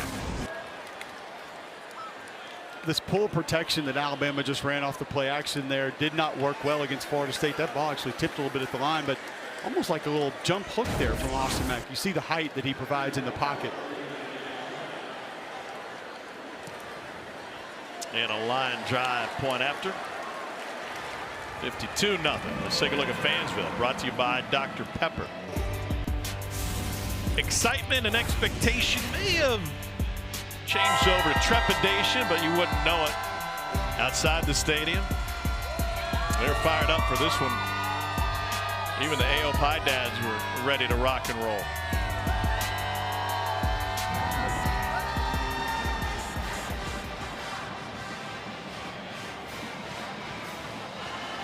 It's Alabama, Tom. We love our football here. Team can lose, team can disappoint us, no matter what corner of the state. We love football.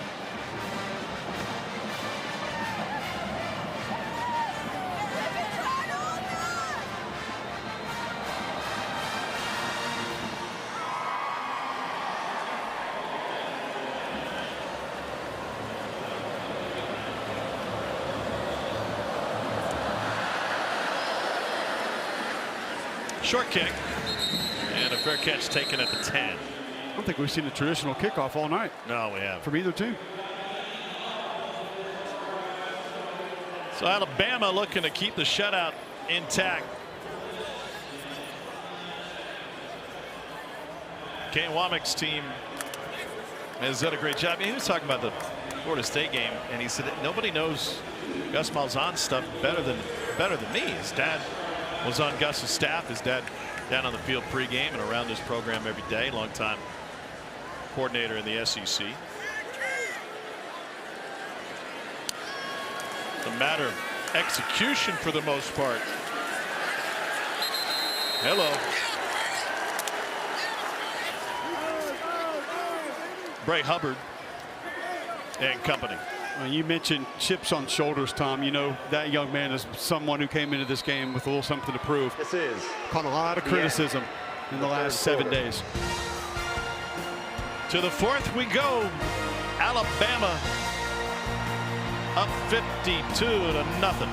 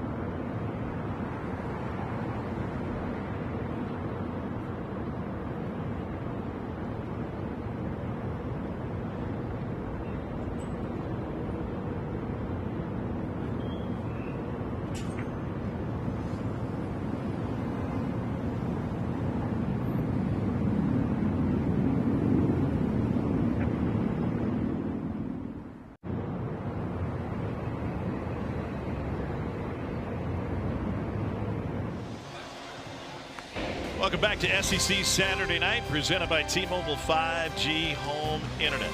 Saban Field at Bryant-Denny Stadium, where Alabama has won 82 consecutive games against non-conference foes, and the rush defense has been turned up a notch tonight. Now, 4 rushing touchdowns against Florida State, undone by a running quarterback, and only 38 yards allowed on the ground tonight. Keep in mind, too, Tom, still no Tim Keenum, no Jamarian Latham for that Alabama front tonight.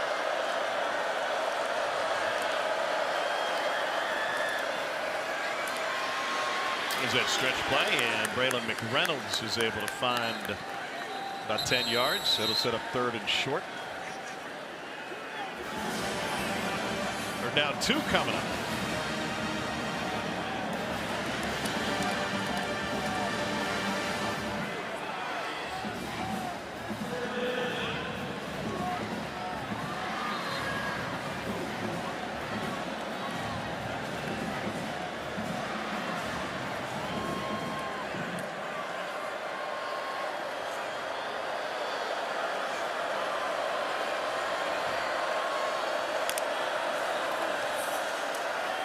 Quarterback wants to keep it himself, and there's a first down run by Hunter Herring.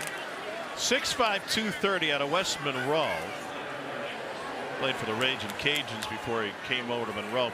He accounted for nearly 5,000 yards in high school, 82 touchdowns through the air, and set the state championship game record with a 7-touchdown performance. The craziest part that you brought up earlier about some of the things that he's done, he's thrown some passes, caught some passes, but a block punt on top of that is just silly. The versatility this young man has. Got a couple of reps at quarterback tonight. And now back to Armenta. Over the middle and a little short. I'm not sure if that was short for long. That receiver or overthrown on that dig route over the middle of the field. It's one of the things I love about this offense that Brian Vincent runs. Everything is married together. Every formation has multiple options. Everything that you see on the field, it makes sense as to the how and why of when it operates. But the run game has to get going early. I asked Bill Clark, former UAB head coach, about Brian Vincent and his offense. He said, we love the physicality. Oh, and the ball came loose. It was jarred out of there. And now it's scooped up with a chance for a rumble inside the 20-yard line. QB Reese living up to the name.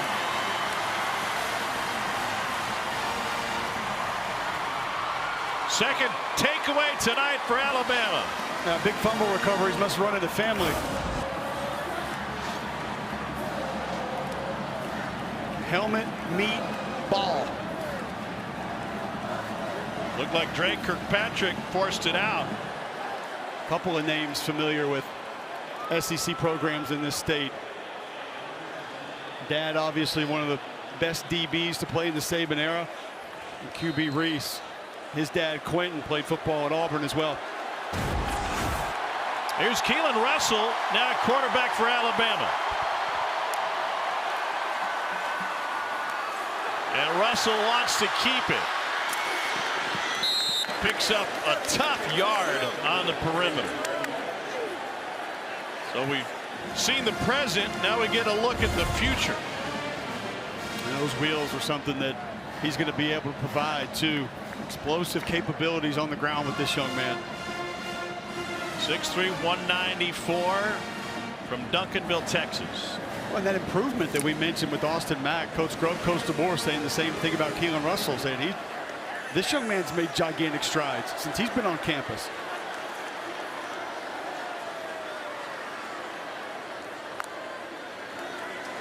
Russell to throw, and just a hair high. And I thought one of the interesting parts, whether it was talking about Russell or Mack, it was the idea that if you're a backup quarterback, you have so much room to grow, and you are unencumbered by the pressure of the position.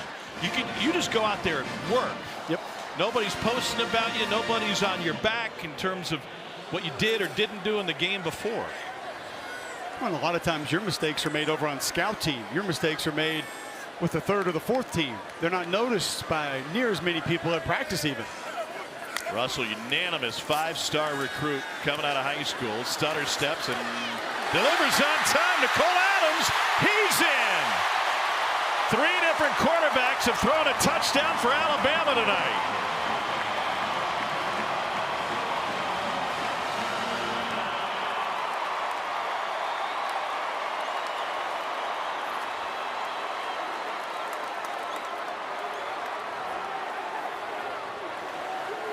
Well, the ability to hit the brakes, reset, and release this football from Keelan Russell, beyond impressive.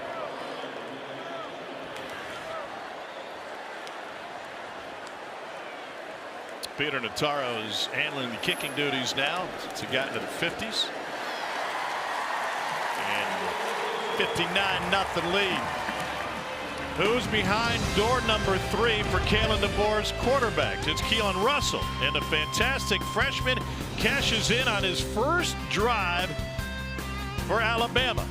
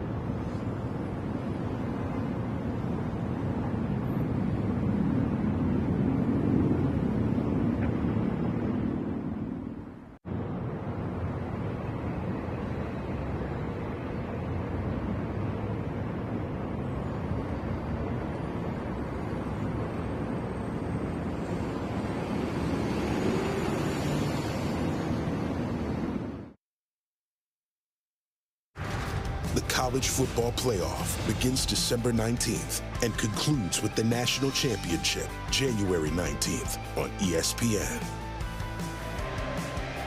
And Alabama has re-entered the chat. If Notre Dame can lose in Northern Illinois and make it in the playoff, and Al can go up backwards, heads up, coming right at you. Well, it'll be a big turnaround because all of the pundits thought the sky was falling here. If Nick Saban watched this tape back yesterday, he would kick some of the kids off the team. That's how bad it was. Saturday was like a waking nightmare. Punch him in the mouth early, and he doesn't know what to do. I don't want to hear all of these lame excuses about Alabama football. It's over, DeBoer. They look soft. DeBoer looks clueless at times. It feels like a house of cards. Well, that foundation looks a lot more stable now. And everything came up aces for Kalen DeBoer on both sides of the ball tonight. A couple of takeaways. 3 different quarterbacks have thrown a touchdown pass. And it won't be over, Tom. It's not going to stop there. A lot of folks are going to tell you, okay, this week you get back on track.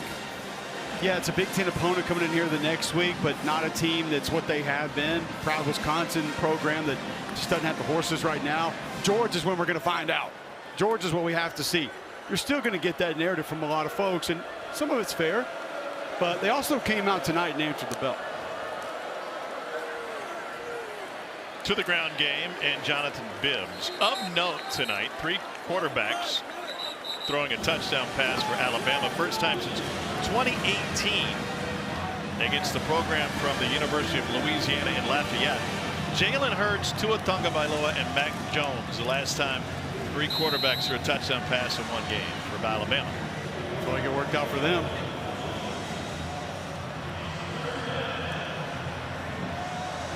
They're down 4.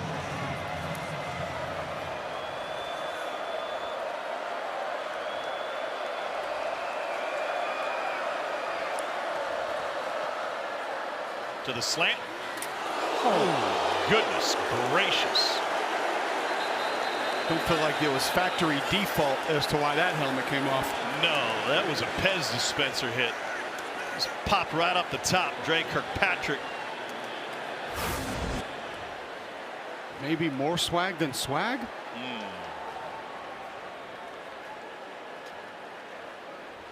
I don't think Dad did that too often. I'm surprised they're not looking at this for targeting. The previous play is under video review for potential targeting. That would cost them the first half against Wisconsin if it's upheld.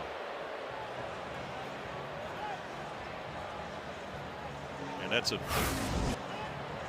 new look Wisconsin offense over the last couple of years. Yeah. It's going to be a tough one to avoid. Yeah.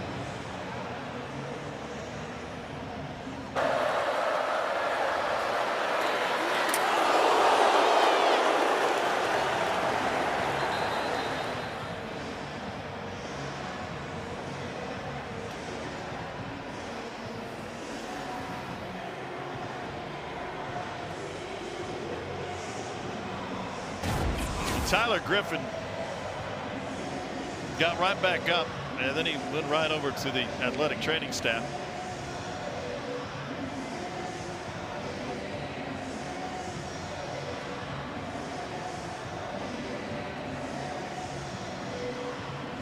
Spent a couple of years playing for UCF.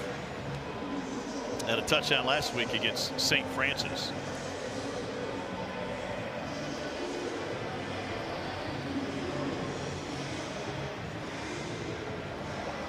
There. Focus on Mr. Griffin. Product of Statesboro, Georgia.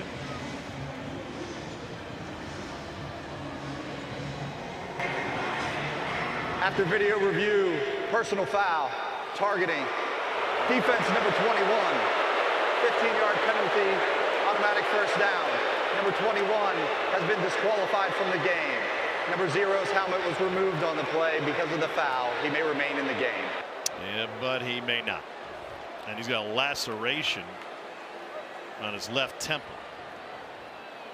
Valuable piece of that offense. Had a nice red zone touchdown. Went up and attacked the football last week. 6'4", 210. 8 for 193 last year. Well, with the penalty added on, this will be the first play that ULM has run in Alabama territory.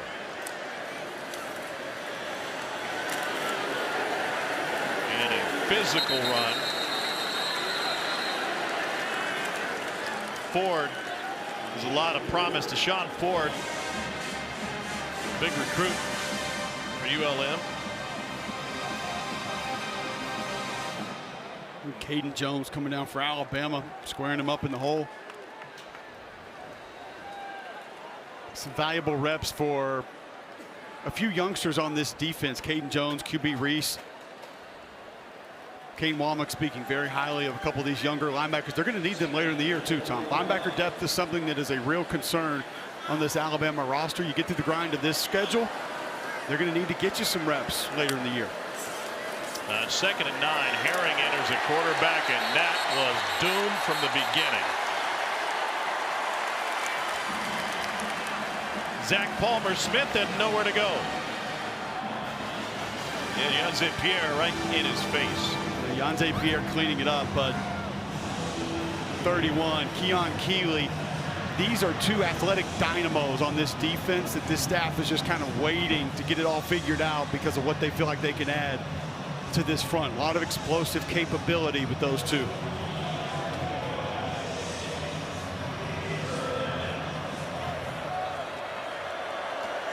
Kane Womack's got a lot of equipment on.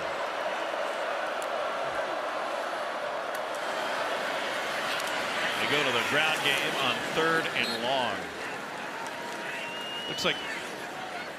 Looks like some of those women walking in my neighborhood with the weighted vests. You haven't gotten one of those yet? I've got 3 of them myself, but that's just to sell them on the secondary market. Stanford Steve told me his cost $280. You better win a lot of bets. And so instead of wearing it as a belt, we just sling it over the shoulder. I'm down with that look. Yeah. He's got that's no different than the Merces all the kids are wearing these days. Kids. He's got the hoodie underneath the vest.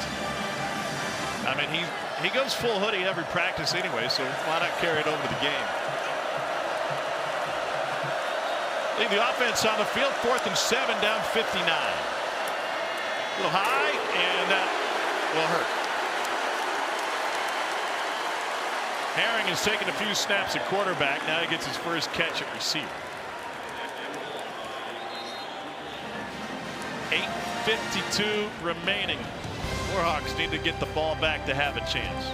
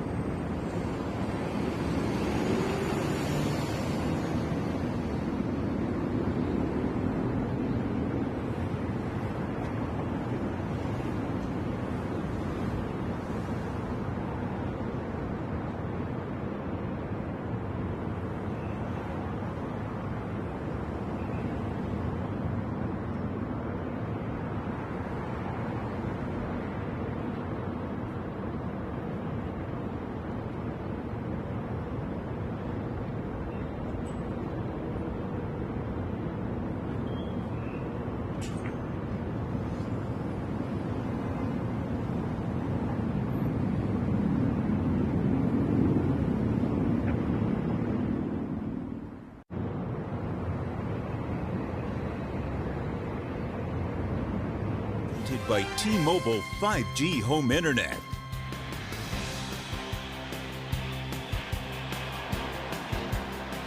Let's take a look at the headlines around the Southeastern Conference today. Arch Manning threw for 295 and 4 touchdowns against 1 pick. Texas blew away San Jose State, got it going in the 2nd quarter. Ole Miss went on the road, a hard-fought win against Kentucky. Cats led 10-0. It's a 4th win for Lane Kiffin at Ole Miss, trailing by 10 or more. Twice he's done it against the Cats. Florida shocked by South Florida. 18-16 was the final in the Swamp. Anytime a team rolls out of Gramatica for a game-tying or game-winning field goal, you can go ahead and put 3 on the board, and that's what happened. Nico Gramatica got it done today for the Bulls on parade. Mbakwe with the catch and run. And that's a huge win for Golish who's now got 2 wins against top 25 opponents as an unranked team this season. And that's the thing, Tom. It's still a surprise, but Alex Golis brought that offense back. He brought Bryson Brown back as his quarterback. He had the most of his front 7 back. His offensive line was mainly intact. They were going to have a good football team. They proved that because Boise looked pretty good. And that wasn't a fluke that they got Boise a week ago the way that they did. South Florida, they might have a squad. Pritchett motions to the left side. USF goes to Miami next. Hard fought yards late in this game. Jalen Mbakwe getting a touch.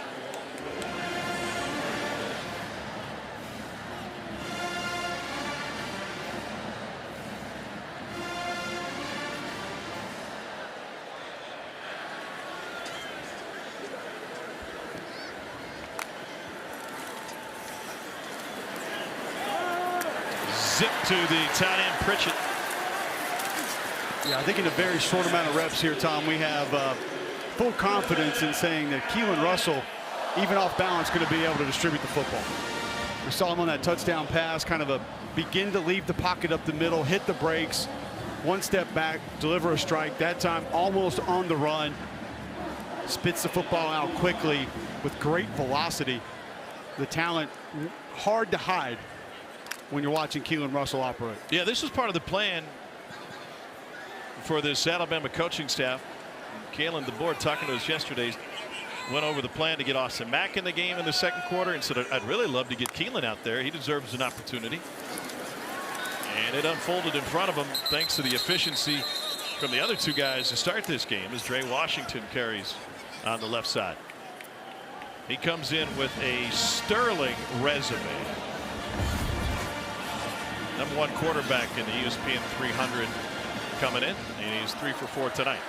Yeah, that's Kalen DeBoer and his staff signing that young man too, so deserves credit for that.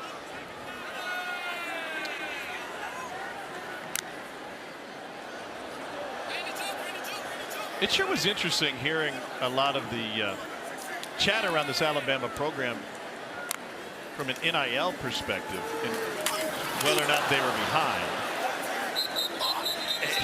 You kind of raise an eyebrow as soon as you hear that stuff, and then you check the numbers.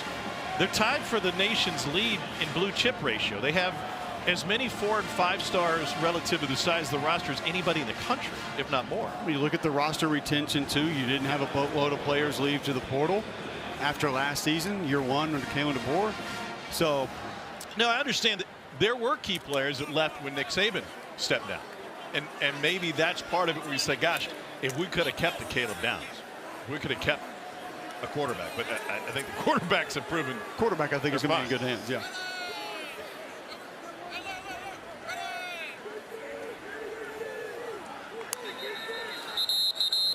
Well, the center that time. Delay of game. Offense. 5-yard penalty. Cole, it looked like Joseph Ionata was trying to help out Keelan Russell, get him to snap the ball. Prior to the play clock expiring. Yeah, kind of waving the hand back behind him, and this is where first charge.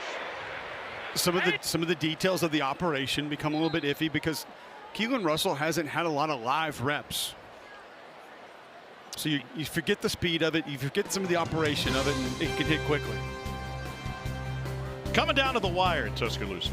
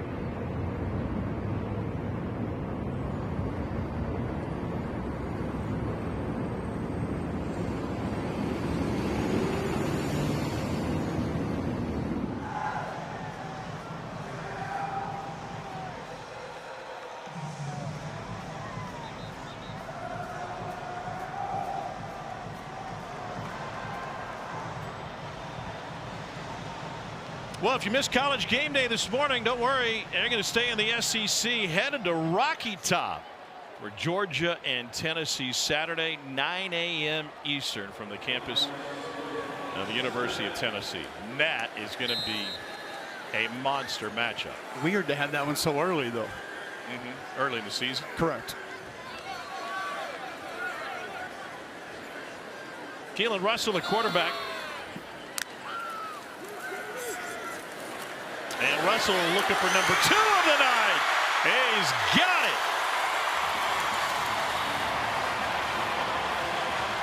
Touchdown strike to MJ Sherwin.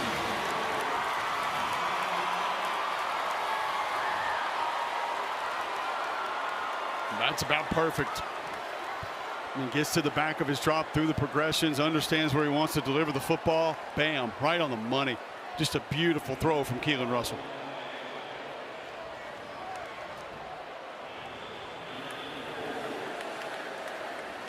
.607 to play. 7 passing touchdowns for the Alabama offense tonight, spread among 3 different quarterbacks.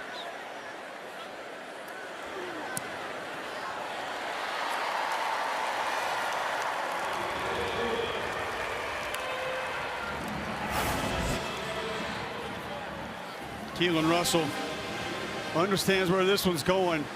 Got to fit it between coverage. Not much of an issue when you can spit the football out that quickly and you're that accurate. Ryan Grubb liked it.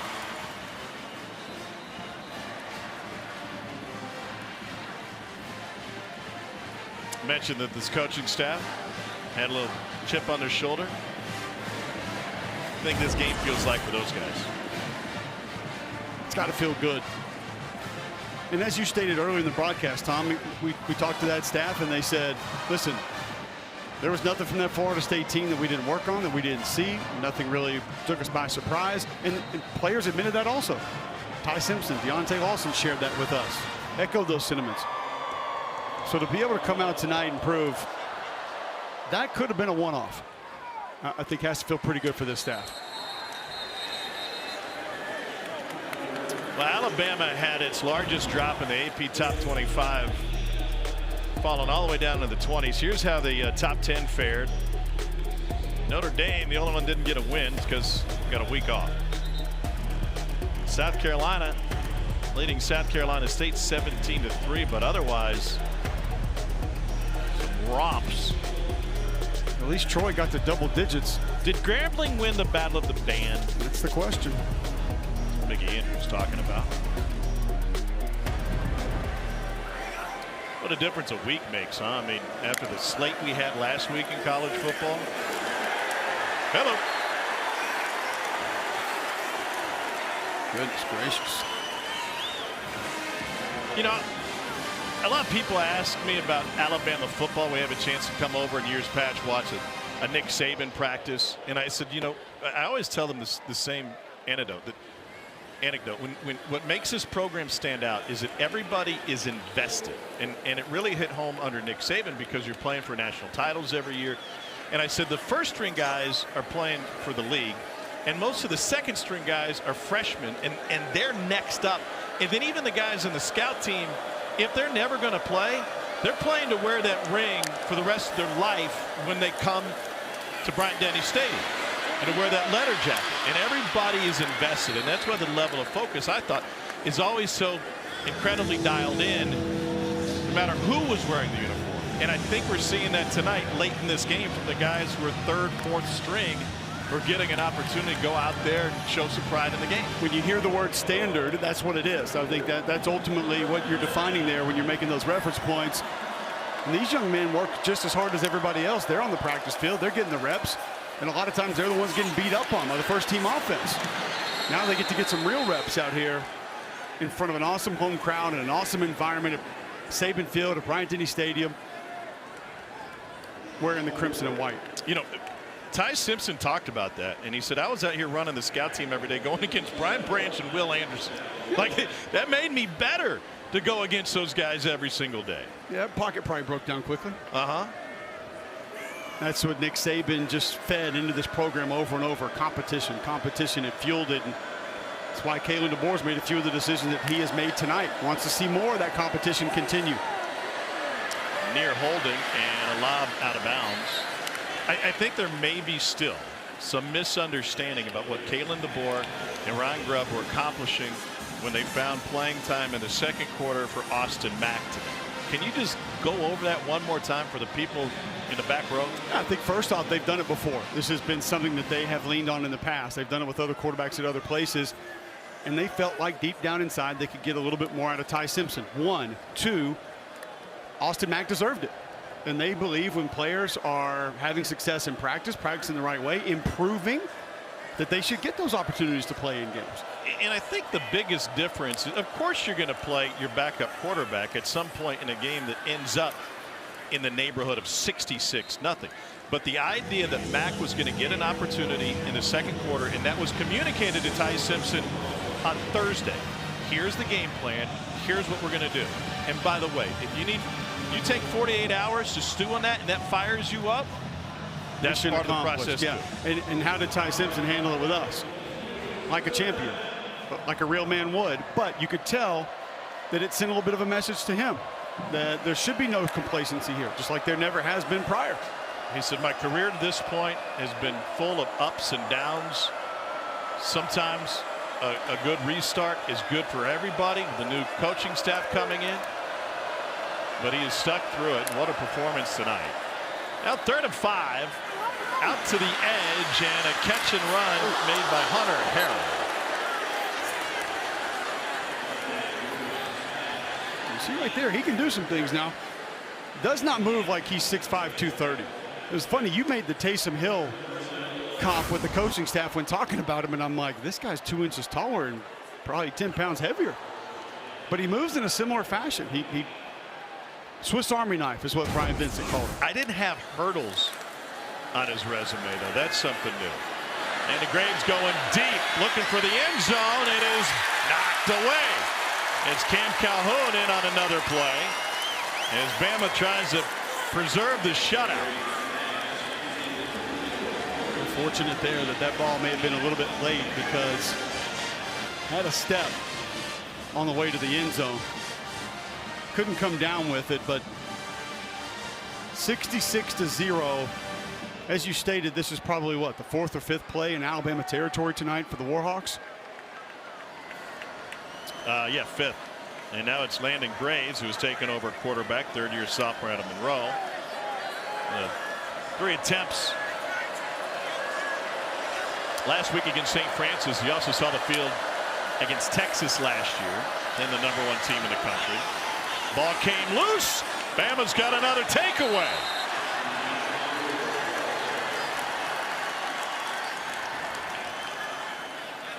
Indeed. Crimson Tide football.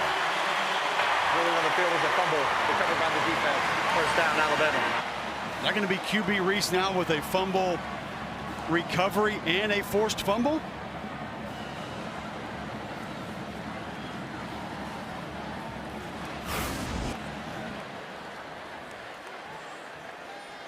Yep. 36 coming in there, popping that thing out. His dad's here in attendance tonight from West End High School. His dad was a top 10 player in the state, top 10 basketball player in the state as well. The athleticism runs in the family. His dad could have been an elite basketball player, came to Auburn as a wide receiver, ends up playing defensive end, made some big time plays. I know he's a proud dad sitting in the stands right now watching his son succeed in an Alabama uniform. And Kane Womack loves it as well. 1st and 10. A.K. Deere trying to break free. By the way, since 1996, Alabama has only had 2 players throw multiple touchdowns in a game 3 times. Jalen Hurts, Tua Tagovailoa did it 3 times, 17 and 18. Our research does not show any instances of 3 players accomplishing it in the last 30 seasons. Ty Simpson, 3 touchdowns, Austin Mack, 2, Keelan Russell, 2. This is 2-minute timeout. Timeout.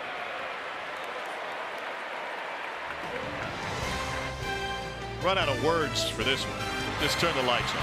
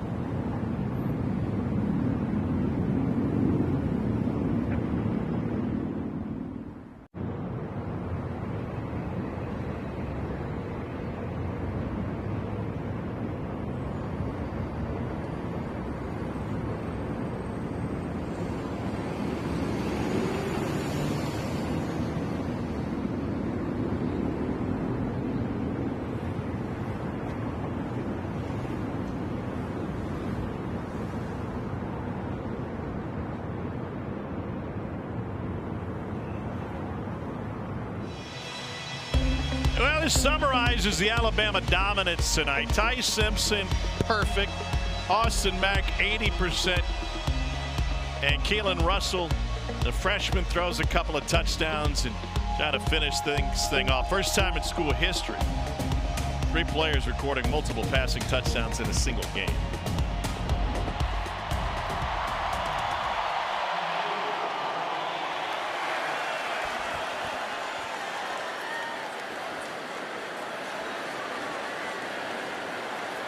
I think Nick Sheridan's going to have a lot to like in the film. He's breaking down the QB play after tonight. And that might draw a flag on the backside. And yep. Jalen Mbakwe with the carry, but before that we'll get a hold on Jackson Lloyd, freshman from Carmel, California. Offense, number 78, 10-yard penalty, second down.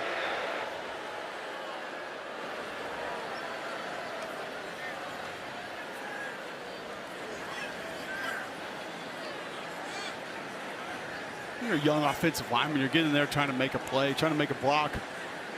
Don't get a ton of opportunities. Sometimes you know you shouldn't let go of the guy. You shouldn't take a shot when he's maybe a little bit in front of you. You're getting in front of the back, but you just want to try to get something done. A.K. Deere again. Well, Wisconsin's coming to town, and it's not your uncle or even your big brother's Wisconsin, what they have been historically offensively. More in line with numbers-wise, how often Kalen DeBoer wants to sling it around and put it in the air.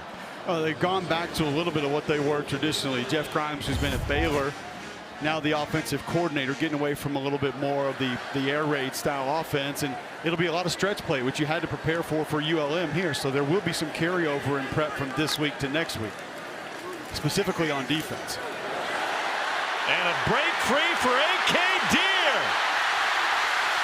He's in.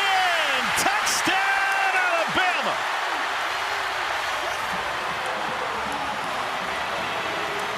It's a 56-yard run, and they've got a 70-burger on the scoreboard.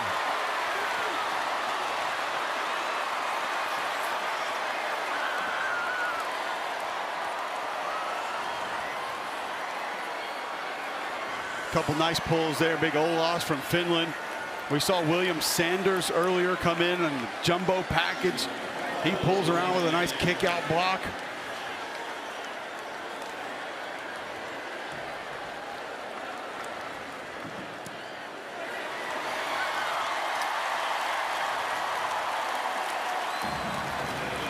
That'll send most out of here. Wisconsin, by the way, 2-0. Week 1 knocked up Miami of Ohio 17-0. Today against Middle Tennessee, won 42-10. That's 10 points allowed in 2 games. And also of note tonight, Mississippi State just knocked off Arizona State. First win again. They're tearing down the goalposts in Starkville. They had an SEC game last year. They needed to celebrate. It's fine. And they hadn't beaten a ranked team as an unranked squad since you were in high school. They're also leaving with the goalpost. Vandy vibes there. Yeah. That's a massive win for Jeff Lebby, by the way. One that he needed. That's a signature win for him. Blake Shapen, a nice game. Big throw late.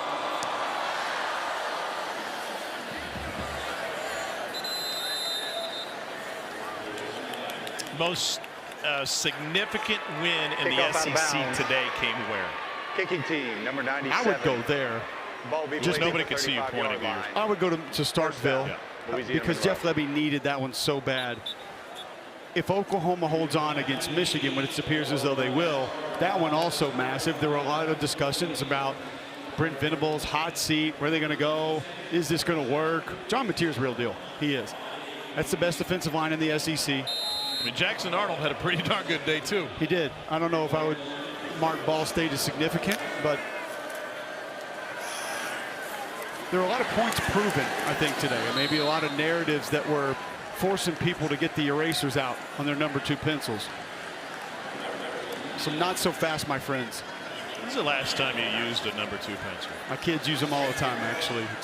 They don't use the big Snoopy ones, the kindergarten pencils? No, we don't have those. Those were great for pencil break back in the day, though. Yeah, they were. Swarming defense for Bama. It almost feels like, Tom, this second and third group of the Alabama defense took this more personal than the first team did tonight. Well, and that's kind of what I was alluding to, like the pride and accountability for everybody wearing a jersey, even if you don't see the field a ton. Here's a chance to prove it. Yeah, this group has brought aggression, penetration, disruption. I mean, they have been, these 2s and 3s for Alabama defense tonight have been impressive to watch. Kalen DeBoer told us that with the leadership in the locker room, he now has a better feel for not just who they're talking to, but how to talk to them. And that talk that he had as part of the players-only meeting, when the head coach walked in the door and told him what was on the line and how he wanted them to react, that message was received. Mission accomplished. Largest shutout win for Alabama since 1951. That Delta State team was down a couple starters. Well, yeah, they got ransacked in the portal that year from what I remember. You also think, too, Tom, that some of the leadership going to be coming back for this Alabama team. No Ryan Williams tonight. No Danny Lewis tonight. Tim Keenum's going to get back. No Jamarian Latham tonight. There's more reinforcements coming for Kalen DeBoer's squad as well. Yeah, know this, know that, know him, no problem. Final score tonight, Alabama 73.